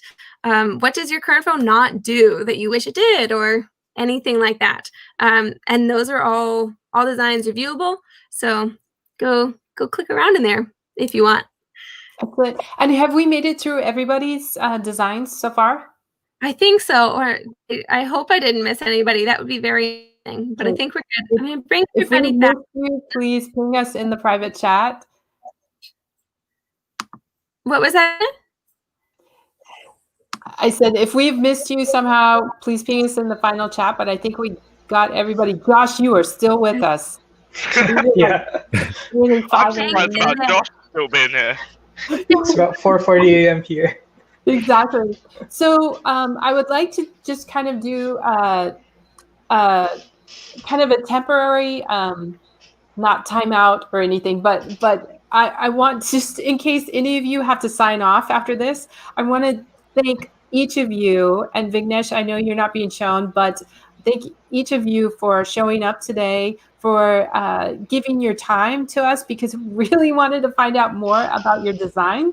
And so, and thank you for submitting to our contest. It was a delight to see everyone's design, and I would have to say we would do this contest again in a heartbeat. Just being able to meet people, the designers behind the designs, that's one gift that far exceeds just the design itself. So thank you very much for being here. Thank you for hosting.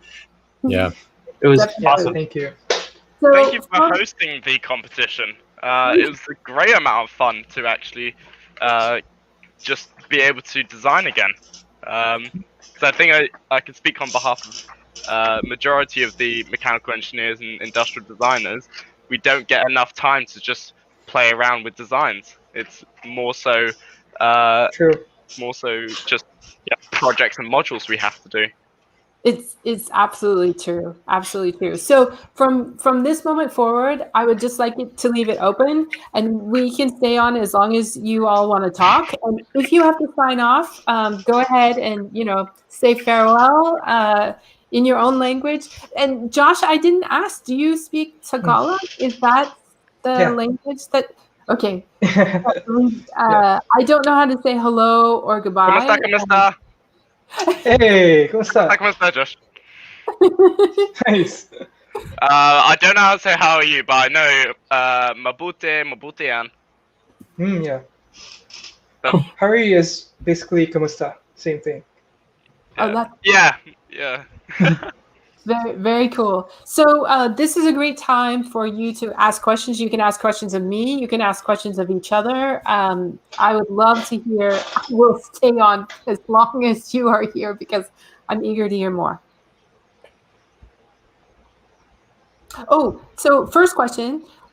If there was one thing that you could go back, because I know when I finish my design, I'm always like, oh, if I had 10 more hours to redesign that, I would put this in. So if there was one thing in your design that you could change now with a magic wand and not having to put those extra 10 hours in, what would you do?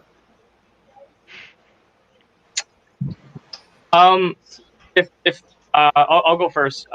So looking at my design, So firstly, the thing that I thought I needed to improve after submitting was the buttons. Like I wanted to give more space, so if you were to print it out, they would fit a lot better without having to like sand it or cut any support or anything like that. So that was initially what I thought. But honestly, after seeing Han Ting's design with the ribs, I was like, why didn't I do something like that? You know, like having internal support to avoid warping and stuff. So um, yeah, going through a lot of the other submissions, you see other people's thought processes, and you're like, man, I wish I could have all of them like in my head and incorporate it in my design. That's why you work in teams. Mm-hmm. Yes, Yeah, exactly. absolutely. Yeah. So for my design, same with Adam there. I wished I put more time with designing the internals, and making the internals more robust and getting more snap fittings inside. And one more thing is about the renders. I had this idea to make a render with a kind of like analog clock as the live wallpaper because it kind of looks like a watch face. I think it would look kind of cool. That I thought so too. And then we have, I can boot mine up, but we have, oh wait, maybe this one's, no. Sorry, some of these are taken apart because we're doing some modifications. This one will boot up. But after we did, like, Android actually has a widget that you can put on, and it's the analog clock. And maybe it's just the shape of their particular widget, but it didn't look as good as I Oh, anticipated. really? And so I was like, I don't know. That's really too bad. But I think also their widget is above the navigation buttons. And so because it's offset and it's not in the dead center of the display, I think that Oh, I also see. throws it off too. Yeah. So I suppose you could make another launcher for that. You could Yeah. design a launcher to be similar to. I can only talk for Samsung, but what Samsung have done for from their, I want to say from the S9 onwards, which is basically nothing at the bottom, and to go up, like to get your other swipe apps, up. you just swipe up, and that way you can have something fill the entire screen without those widgets at the bottom, and you just swipe up to find it. So I have that's mine in Android 10. going. I'm so sorry. Okay, I have mine up and going. So yeah, I am at the moment not able to pull up like the clock hand version. But if we want to go through anything, I can do a demo over here. Excellent. Thank you. Sorry, I gave it away. We have not shown the blue case yet. So sorry about that. Thank you, Teresa. I've got a white case. That's right. All of our phones have had a white case up to this point. And we originally thought we were going to release red, white, and blue kind of images for Independence Day this year. But because of the protest, nobody wanted to celebrate 4th of July. It's not that way. Yeah. Yeah. So, yeah. Too bad. Yeah, I mean, you could always rebase your company in the United Kingdom. Long live the Queen. Let's go, Lizzie. We could do France, and do blue, white, red instead of red, white, and blue. So that's how we'll market it in a different order. Perfect. What is it? Bleu, blanc, and rouge. Is that it? I was thinking German for a second. I was thinking rot, but oh yes, exactly. So, but I'm so sorry, Will. Going back to what you were saying, so you said is it Android 10 that they don't have? So I know for Samsung, I'll just sort of show my home screen. So on my home screen, along the bottom, if it will just auto adjust, along the bottom, you don't have any of the widgets, and you can actually remove those quick ones there. But when you swipe up, your apps appear, or even swipe down, your apps appear. So you don't actually have to have those widgets. And one of the good things about it is that adding a widget, I can just add it right now. You can then sort of go, right, I want an alarm one, for example. Okay, that's not how I imagined it. So, Okay, and it's when not it working. comes But to- basically, you can readjust it to the entire screen.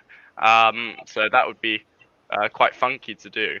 It's I suppose It's also the white with case. yeah. So I know the Google Pixel 4 has also this other feature which is quite cool. oh my gosh, Where there's a picture right here. it's the back button. So on Samsung, it's depending on Yes. which side you want, it's either left or right. But on the Google Pixel, it's on the side of the screen. It's anywhere Yes, on the side of it the is. screen, I don't know and if you you can can go back. see. It's Yeah. right here. Oh, There's okay. a little carrot right there.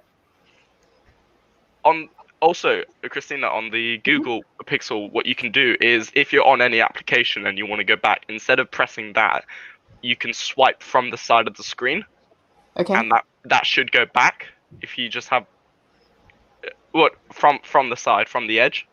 Yeah. Sorry, I have the 3A. Because it was we tried to get other phones we can compare our phone to that just have one camera on the back. So maybe the 3A is not doing it. Okay, I'll keep trying that. Thank you for because we knew with the advent of Android 10 that we could start doing those features that you're talking about. But we haven't explored all of them. The other thing that Android 10 has, you have the option of having little arrows on the sides of the screen. Although I haven't seen any OEM use that on their particular flavor of Android on their devices yet. But I believe Samsung from the S7 onwards, they had this they had the quick tools on the edge. So there's a little tab that sort of highlights ish on the screen, and all you do is you just swipe on from that, and you get a bunch of quick tools. I know have they've. the 7 and it doesn't have that. You can enable it in if Okay. it's the 7 Edge, you'll have Okay. that. Okay. Because that was one of their branding features for the Edge phones. Thank you for telling me that. I'm going to look That's into all that. good. Josh, before you cut out for any reason or die of exhaustion, we need Yeah. to show Josh's video. Teresa, if you're still there, we would love to show Josh's video. Or Josh, did you happen to put the video link in the comments? Okay.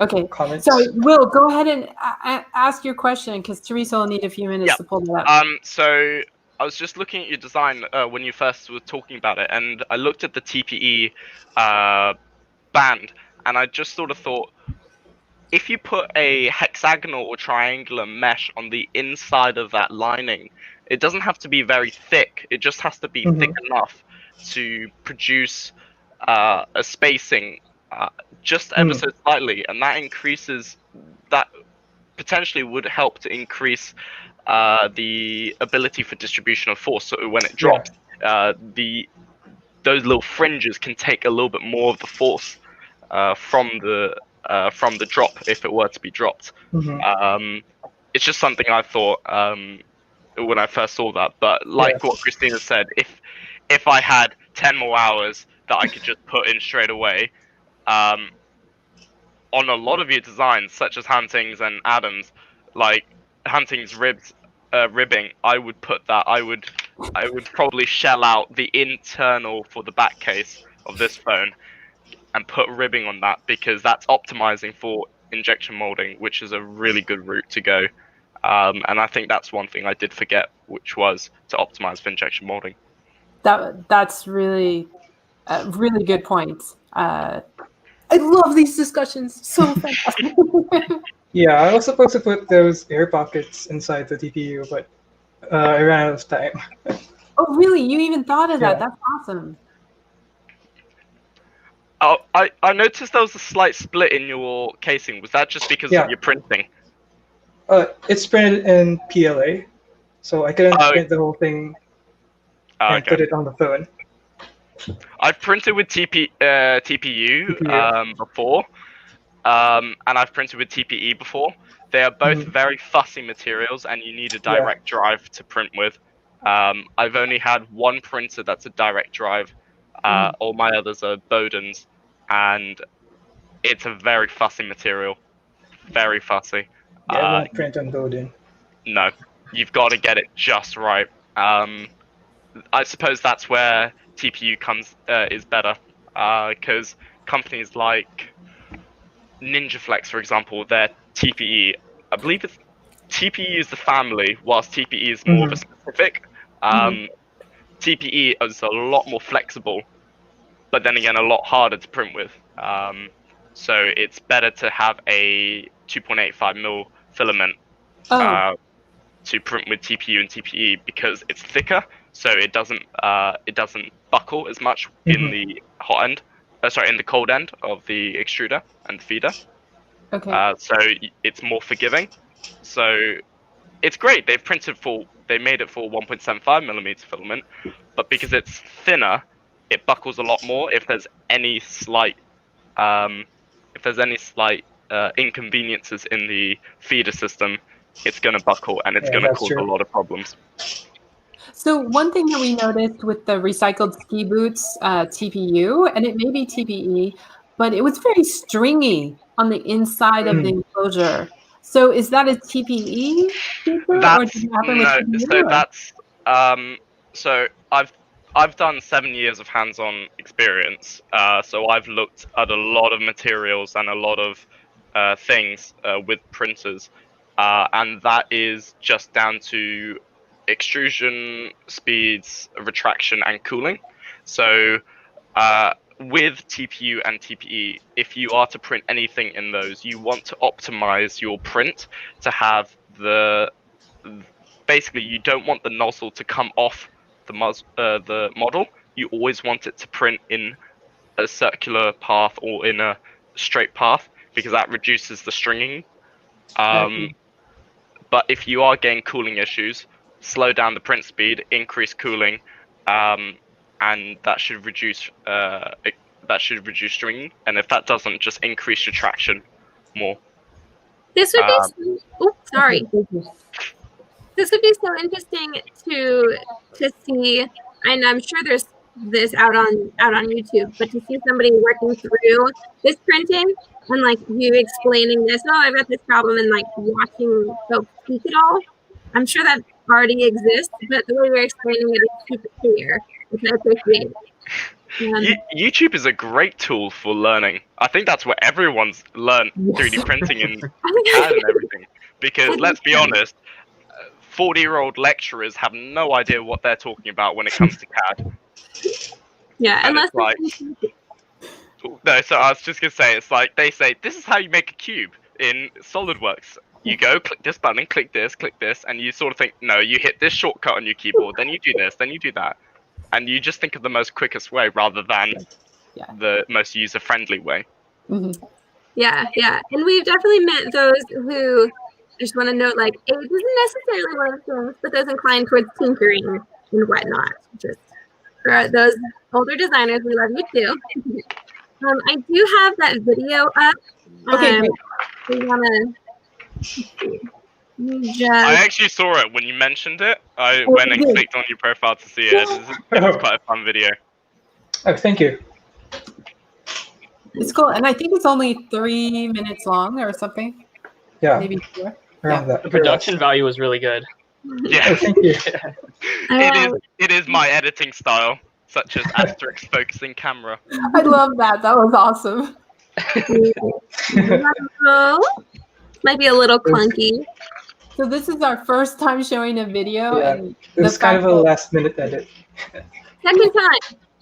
I will be better than the first. All right, here we are. I have seen the video. I'm just gonna pop off. Okay. Yeah. Here, I'm gonna pull this video up to full screen so everybody can see it. Nice and big.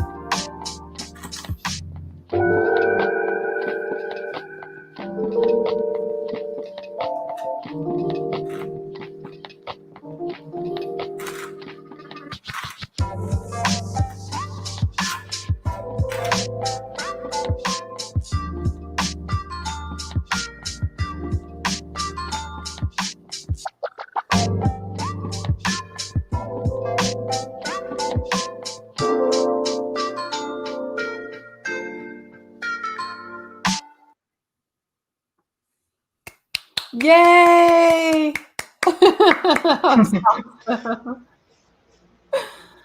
Okay, so do you have any other questions for each other? Hunting. I don't think you mentioned like what you would do again. Sorry, what was that? What you would change if you had to change one thing. What I would change. I've been thinking. I think I quite like to make the speaker holes a bit less, a bit more low key. Because I quite like the meshing idea of Josh, I think, and although that might need some, it might be quite difficult to make the meshing, but yeah, I think if I could make the speaker holes a bit less, a bit more low key, it would be better. And some of the button holes could be improved a little bit, make it look a bit nicer. But yeah. Definitely. And Antoine, did you have something that you would like to change about your design?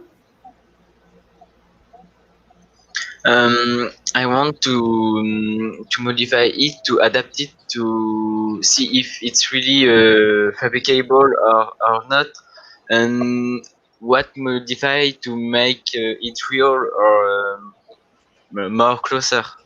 I think to see what can I improve on it. Definitely.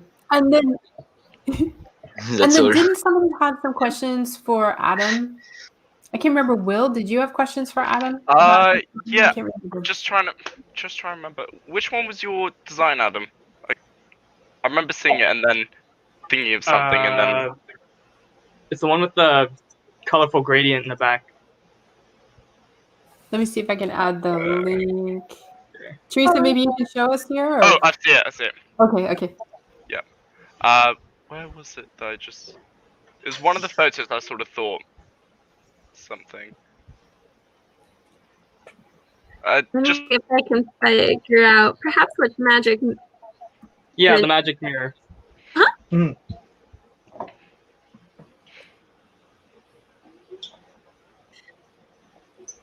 While you are investigating, let's see. Oh, we have a question. If costs were not, this is from Tammy Micheletti. Hello, welcome. Thank you for your question.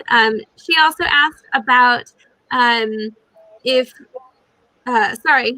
people would be able to exchange the cases on their phone independently. And I said yes. We answered this earlier, and I'll put the timestamp for that answer in after. She likes the elongated shape. Yay, help from keeping her from dropping her phone. But the question, if cost were not a concern, what medium would you choose to print the case? Why? Pros and cons. So if cost were not a concern, we would definitely use, well, that's a really good question. So what most smartphones are using these days is a amalgamation of metal and plastic. So you can't use an entirely metal design because it interferes with the antenna. So you want something that's either, you can have, like the early iPhones had metal on the edges, but then plastic on the front and the back. So you can do things of that nature. Some phones, like on the Pixel, I don't know if you can see it, but at the very top, it's the shiny plastic. Nice. And then right below that, and then some phones do have glass on it. Gosh, and I'm trying to remember which models of those phones have glass. So there are definitely different materials that you can use. One thing that our company has really investigated has been environmentally friendly materials. So our first smartphone had a biodegradable enclosure. Just because it was made of a special PLA. One version of it actually was a mixture of coffee with the corn plastic, and so that was really interesting. But it was, as you know, PLA can be very brittle. And so we had several kids really liked that particular phone, and they stepped on it quite frequently, and it did not survive. Vignesh could have told us, given us a heads up on that right away.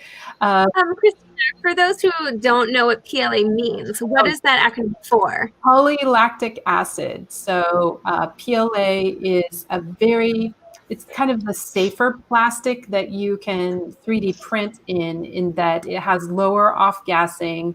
Most people think it doesn't have any off-gassing at all, but yes, it does have some off-gassing. It has lower off-gassing than ABS plastic. And because of that, a lot of children who have their first 3D printer will print exclusively in PLA because it's a lot safer. And usually PLA is made of either rice or corn-based materials.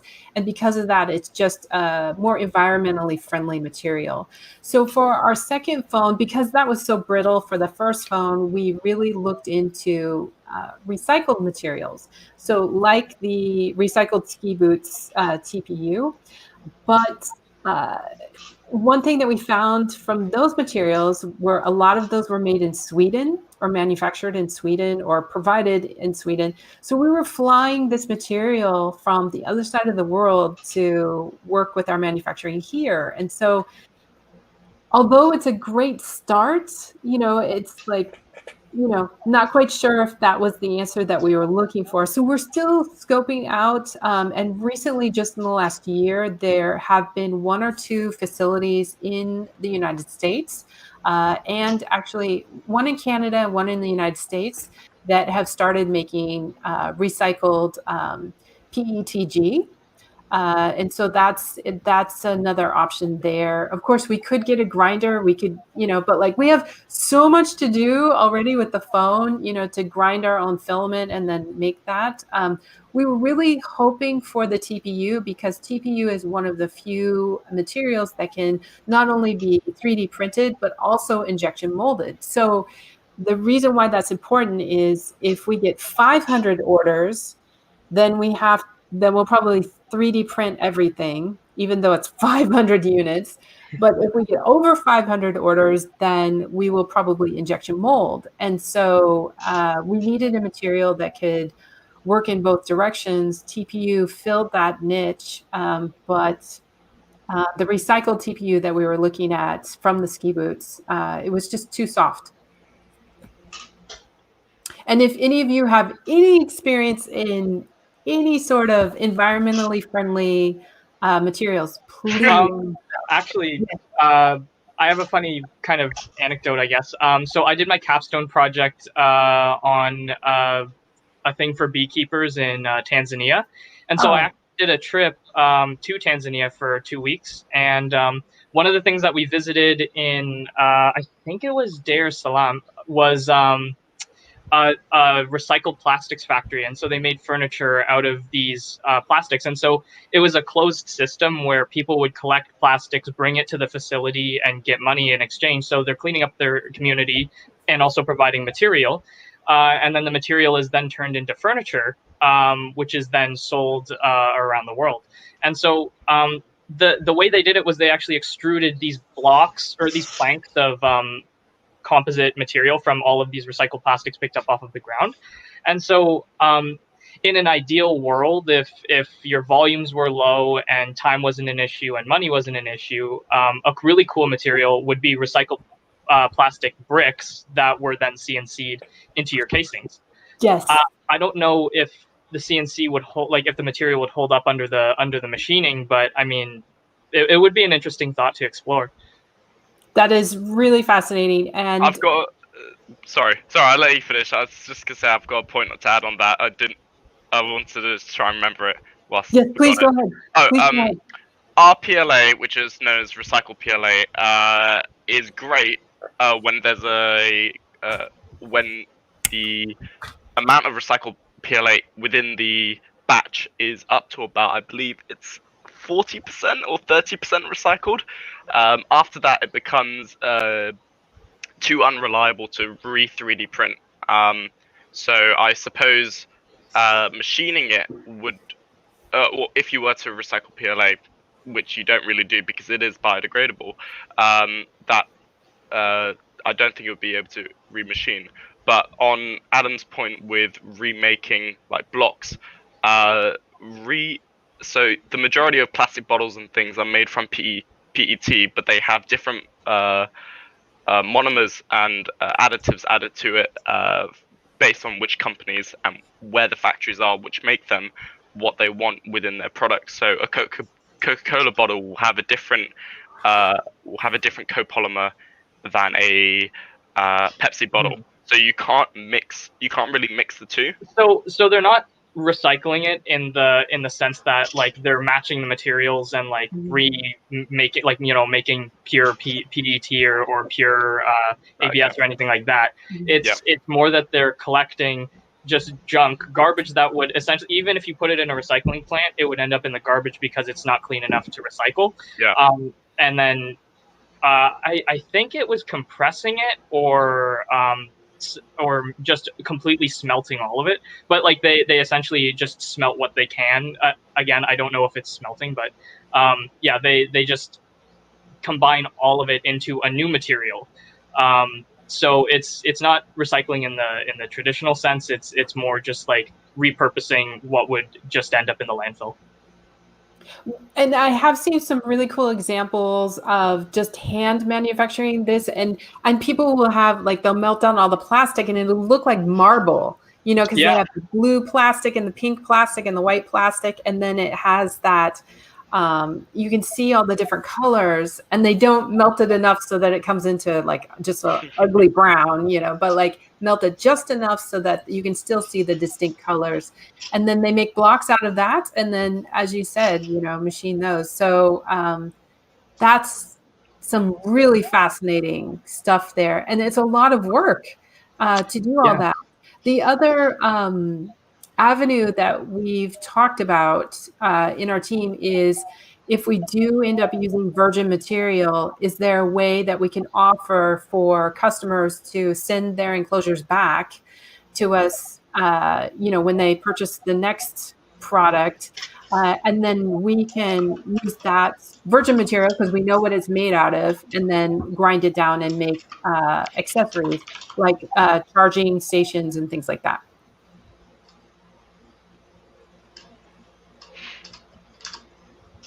This is so awesome. This is so much I'm still learning. And those who are watching, again, if you have any other questions, of course, toss them in. This group is so knowledgeable, clearly a great witness. So now's your chance. Sorry, Adam and I were talking in chat about the question and that I had, which was it was based on aesthetics. So in his design, one of his photos, he's rendered in, he's superimposed his render into his photos, and he shows it both handheld upright and handheld with two hands. Sideways, and my aesthetics question was basically, what about replicating the top and bottom of the phone so that they have a similar aesthetics appeal to try? It's interesting that you actually bring that up, because when I was doing my initial research, I saw that in CES, you had mentioned that having some level of asymmetry would actually help anchor or indicate which side is which. So although the form, I wanted to create a more balanced form, I thought that having small signifiers like, you know, a single slot for the mic, two slots for the speaker, then provide a sense of what's what to the user, but it doesn't limit what orientation the user can hold. So that was a bit of an aesthetic choice to actually incorporate into the design. Definitely. Somebody put in the private chat printed in red, and I don't know if they were talking about this one, but I happen to have a red model here. It was disassembled, so I'm like putting a screw in. No, that's my Instagram. I've started up. I'm trying to get my 3D printing business going again, and I've got a print it red business going. Oh, Yeah, I was asking everybody to put in their information so that we can highlight and keep in touch because we're on many platforms. Look below, and it's great to stay in touch. So everybody's putting that in. I brought up just for any of viewers who maybe were not here during the presentation. This is the image that prompted this discussion on the aesthetic choices. Just for anybody who maybe is joining partway through. All right. Follow up. Let's see. Let me get rid of that. There we go. Ooh. There we are. Oh, that's pretty interesting. Sorry, I've just looked at private chat. Hunting, being more proactive and taking pictures. Oh, that red! I've just seen that glimpse in my eye. That looked nice. Really nice. So right now, you may be interested in this too. So anyways, I had it torn apart, but we were doing some evaluation on the UI. So you can see all these little. So there's actually a developer option where you can analyze all of the, or at least view all of the little boundaries around each particular. Let me go ahead and show you a different screen. Around each particular, let me see if I can show this. Yep, all these particular elements. That's really cool. Yes, isn't that cool? So it's in all of the phones, all of the Android phones can do this, but it's in the developer option. So if you turn on, if you hit the build number 7 times, it turns on the developer options. And then after you turn on the developer options, you can just slide a switch to show you all the dimensions. And up until about Oreo, so like Android 8, there was all these different ROMs that you could install on your Android phone to get different flavors on your user interface. And it was really, really cool. But then Android evolves and it got so great that now you can just download it as, these different ROMs as from the Google Play Store. So we don't have to go through and install, boot it up and, transfer the files and all that kind of stuff. You can just download the application, which is so much easier now. I do have a question regarding the software. Is there much hurdles in overcoming, because most apps nowadays are rectangles and they are pre-formatted for rectangular phones. How are you overcoming that hurdle of reformatting for each app? So that's a really good question. So just for the icons itself, for people who have Android phones, we've been able to change the icon shape for a number of years now. So that's been valuable. But as for the application, so originally we thought we would have to change all of the applications so that they would be round. But our user groups actually told us that they still want it in a square, so that they don't have to relearn where the close button is and where all of the features of their favorite applications are. That being said, we would like to partner with Unity Technologies, which is the base of most game applications, to provide kind of a piece of translation software so that suddenly all of the games that work on the Unity platform can also work in a round interface on our phone. So I think that's a great start to getting people used to seeing applications in a different shape. And then we would like to also introduce some applications ourselves that are round in nature that you can run on your rectangular smartphones as well. So those will take some time. We would like to release the hardware first and get that out in the open, provide all of the development support on the back end so that anybody who wants to develop their own apps can do so. That's going to take a period of time. So we'll have about a year and more just doing that alone. But that's what we would like for our future to hold. is first introducing all of those game applications and, of course, designing our own applications as well. And that being said, the fact that Android 10 introduced those forward and back buttons on the sides, I think is really helpful for non-rectangular displays because, for example, on the round display, you have that extra space on either side of the square applications that's in the middle. And so you can use the top for notifications, the bottom, of course, for the navigation buttons, and then the sides for forward and back. So I think we just lucked out. Android came out, Android 10 came out in the middle of our process, and we were really fortunate. But that being said, the Android application system is so great at morphing into these different sizes. As I said at the beginning of our session, we've really benefited from those particular points. We have had to make some changes. So, for example, this blue one shows it here. So the navigation buttons we had to move in so that they're tighter together. And then we put the time. I don't know if you can see at the very top. Moved it over from the corner. And then we also did like the, just little things like the, oh, this one doesn't show it. Yep, there it is. So the Google navigation bar, we moved down. It used to be at the top and cropped. So we moved it down to the middle so it was easier to access. So, and you can move that around yourself via the widgets. So you see the widget here, we have it at the top, but you can move it around in different places. But we hard-coded the one that's on the home screen so that you can see it easily. For those who are watching, I think it might be fun. Christina, tell me if I'm wrong. It might be fun. Please let us know what features or kind of questions you have about specifically changing everything into circles. What would you want us to show, demonstrate, and let Christina really dig into all of the little tweaks that we want to make, we have made, and all of that fun stuff. Because there's a long list that she has of great development.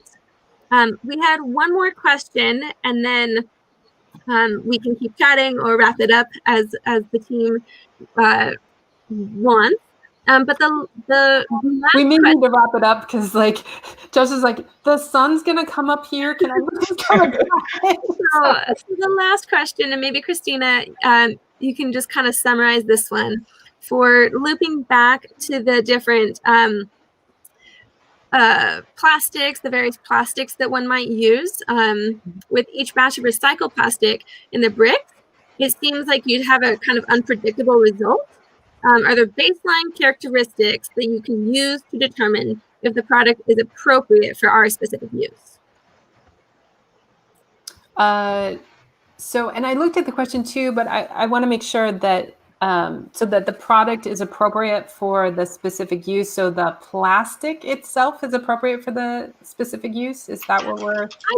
So just that with a combination of things, that's not always the same. You have a different arrangement of what's being squished together. How do you make sure it's consistently strong enough? So I've seen examples, and Adam, maybe you can chime in here, and Will too, of so for example, particular manufacturers have sorted the plastic and put all blue plastic in one bin, and then they will just grind up blue plastic, and then they will extrude blue plastic into bricks that they will use for building furniture, for example. Or I've seen more artists combine the plastic by hand, and then the irregularities in the marbling of the different colors actually add to the aesthetics of the device that they're adding. So one particular group that I saw do this, they were actually making enclosures for those rechargeable bricks that you can buy. And so they were actually manufacturing them, but the enclosure itself was made from this marbled plastic. And so each individual unit was unique in that it had a different marbling on it. Will and Adam, do you have any? Go ahead. I'll let Adam go first because yeah, I'll just let Adam So go. yeah, in regard to like the balance of plastic, I'll be honest, I don't know more detail about that process. But I know that it's used in furniture. So if I'm just doing very simple, strength comparison, I think if you're working with furniture and small houseware accessories, then like maybe the application can move. But again, I don't know enough to really speak to that. Well, based on what Adams said before, with how they actually make the bricks, it sounds like a similar method of basically more of a crude way of doing injection molding. Because what injection molding is they heat up and melt down granules in a chamber, and then they push, they move it to the front with an ore within the chamber, and then they push the ore forward to push the plastic out of a extrusion nozzle or path or into a block. So it sounds like when they make the furniture or make the planks, they make it basically more of a crude way of that. And based on that, injection molding, I was lucky enough to go to the pneumatics factory in England. They're responsible for making the Henry Hoover. The Henry Hoover vacuum cleaners. So we got to see all the cute little face plates and how everything was done. And it turns out that in order to color the Henry Hoover the bright red, in a single batch, they use, I think it was about out of a thousand clear beads, uncolored, unpigmented beads, they use 6 or 3 beads. So that's basically a 0.3 to 0.6% of pigment, and that creates the bright coloring. And it's surprising because that small amount of pigment will create such a visual result in the end. On a more hobbyist level, one of the problems you get is if you don't heat up the plastic enough, the plastic won't join together, so you'll see cracks and fracture lines. But if you heat it too much, the colors will bleed too much, and it will become an absolute mess. So unless you've done it a lot, you have to get that fine line in between where you actually get both a structural and integral piece as well as a visually appealing piece as well. But in terms of recycling plastics, which is a great thing to do, if I'm honest for my stance, if it's recycling, we might as well recycle PETG because that's both easy to use, easy to manufacture with, because with injection molding it has the lowest shrinkage ratio. Hunting, please correct me if I'm wrong, but it's got the lowest shrinkage ratio compared to ABS. Whereas PLA is great for your biodegradability, and that's great for pretty much not needing to worry too much about the after effects. Whereas PETG, you don't like the case, okay, we just ground it back down, chuck it in another extruder, remelt it into a filament, bam. But I suppose the off gassing that you mentioned earlier also plays a part in it. You mentioned that PLA has a lot lower of a rate off gassing percentage than ABS, and it is notorious for ABS to have to be used in a well ventilated area or even with HEPA filters, because the plastic itself is actually quite interesting. It's synthesized using 3 different chemicals, and because of that, there are little strands on the ends of the polymer chains, and they break off due to heat. So that's why ABS isn't really used for anything. It's true, and it was hard for me to wrap my head around at first, but it's actually the particles that lodge in your lungs that irritate your lungs that you're worried about, just as if you were laying down, is it insulation or those types of things. So it's the irritant to your lungs that you're worried about, less that you're breathing. At least for PLA, you don't have to worry so much that you're breathing something toxic, but you do still have to worry about the particles. So Yeah, and I think on a manufacturing standpoint, you mentioned about 500 orders. I mentioned earlier in the private chat, 3D Hubs, they did a brilliant representation. I believe I've got the book somewhere here. Yes. But they did a brilliant representation of. Do I have my the- book? Do I have my book? I think I've got the book here. We're They give pushing away for free 1.5 books. hours here. Like, I'll just have a Yeah. look after I've explained it, but basically it shows a graph for 3D printing versus subtractive manufacturing versus inject or formative manufacturing, I believe that's what it's called. So that's your injection molding, your rotational molding, your calendaring, etc., etc. And basically on low batch orders, so 0 to 100, for example, it's more effective and a lot more cost effective to 3D print it. But the moment you pass a certain mark, it then becomes more effective to subtractively manufacture it. But then after you pass the next mark, it's more effective, cost effective to formative manufacture it. Hey, no. I'm just gonna try and find the book real quick. Okay. So Okay, would cool. you be able to this is amazing, and for me that's pushing a little bit, like I would need diagrams. Would you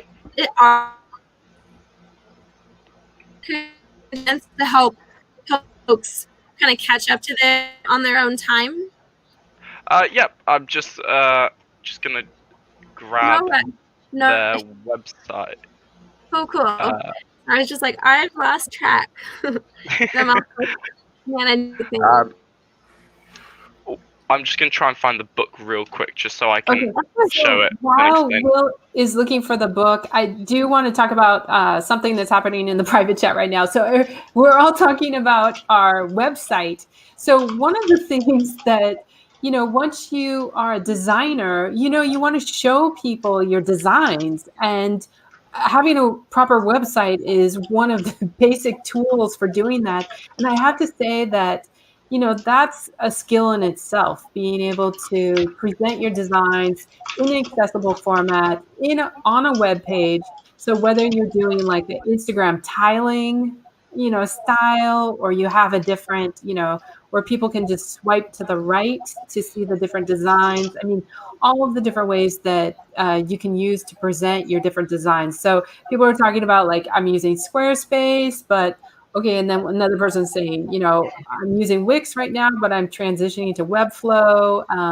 And we have bounced around ourselves with our company. Right now, we have landed on Squarespace.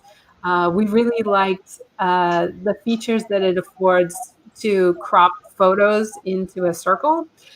So that's a rare feature. Well, it was rare in 2015 when we first started, but it's becoming more prevalent now. And Squarespace is one of those tools where you can use the different shapes around for your particular photographs and designs and things like that. So it's very, very cool.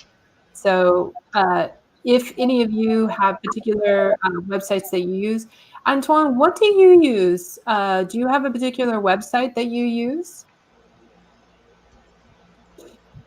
Antoine's zoning out. I made to it was for the video game that I made myself a website, but to learn to do it, so not to show what I can do with 3D or other things. It was a trial more, and but I used PHP for programming language. Oh wow! So you built your website yourself? Yeah. Yes. It's pretty impressive. That's awesome. Multi-talented people here. Yeah, really amazing. The other thing that I wanted to mention, Hanting, you may not be familiar with 3D Hubs. Have you heard of it at all? Okay, so it's actually one of the tools that we used early on because I worked out of a makerspace and it had 3 different 3D printers.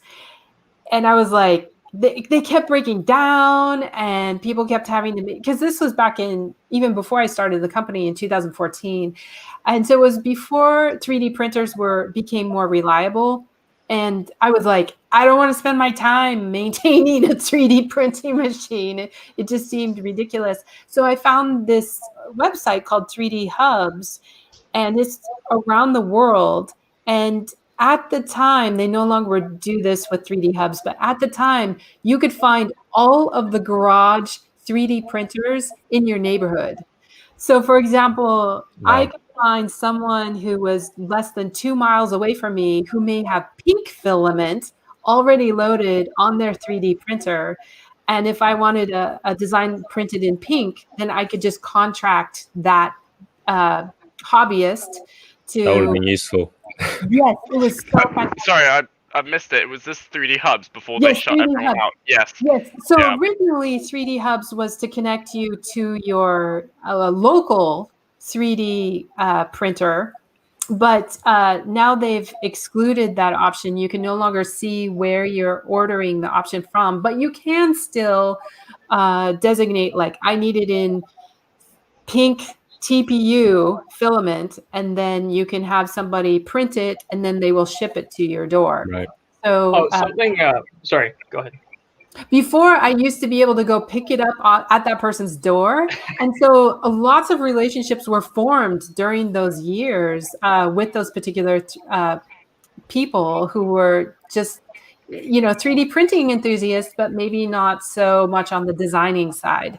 And so because of that, we now have a permanent person who 3D prints all of our designs that are in special filaments other than PLA. So for example, if we need it in PETG, or if we need it in TPU, or a carbon-based filament, he has all of those resources there. Right. I've always used university ones, so never really looked into it. So the only Although thing, ASA might be a nice ASA, and designing a case for designing a phone case for the Cyrcle phone might be an interesting one to explore, because ASA is like ABS, but it doesn't. The pigment doesn't degrade over time when exposed to sunlight. oh, okay. So Thank you. if you have a white ABS part in direct sunlight, it starts to yellow. But if you've got a white ASA part in direct sunlight, it won't yellow as fast, I believe, or at all as ABS. Okay, thank you. That really helps. But I found the book, and I'm not sure if you can see, but that's the cost comparison. So the red line is additive or 3D printing. The major big steep one is formative, and the little one in the middle curved one is subtractive. So subtractive is all your CNC milling and things like that. Your formative is like injection molding, rotational molding, and your additive is FDM, SLA, DLP, all of those sort of 3D printing. And you can see sort of at a point, it becomes more cost effective to subtractive manufacture. Then at another point, it becomes more cost effective to formative manufacture. Okay. So as you sort of say, it depends how many parts you get or how many orders you have, because if you've got a lot of orders, then you're going to need a case optimized for injection molding. But if you don't have that many, let's say sub 500, 3D printing is great. But if you've got between 500 and 1,000, that's where CNC might come into place. And Adam's solution, where you might as well just make bricks of recycled materials and CNC that. So here's a great. Oops, so sorry, Will. Here is a beautiful transition. You're right. There are so many options depending on where we end up with our pre-sale and our upcoming Kickstarter. So I would love to see us get a lot, have a lot of pre-orders, so we can do the fanciest versions and really lean into hopefully the sustainability and the eco-friendliness. Look into all of these different options. So those who are watching, thank you for being here very so much. 2.5 hours to our guests and anybody who is watching.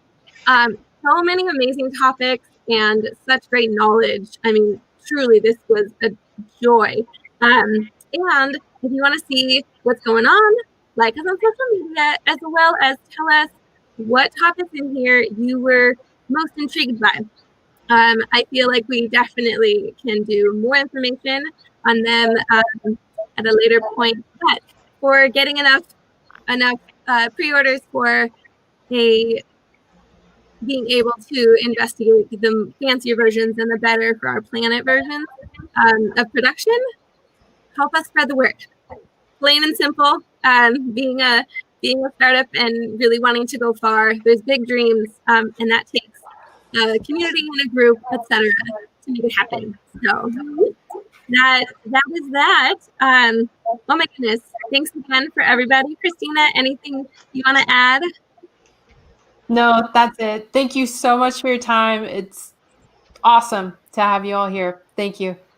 Yes, everybody who's watching, have a wonderful day. Those who were not watching live, your comments are always welcome. And stay safe out there in the world, and always. And all the best, everybody. Bye. Bye.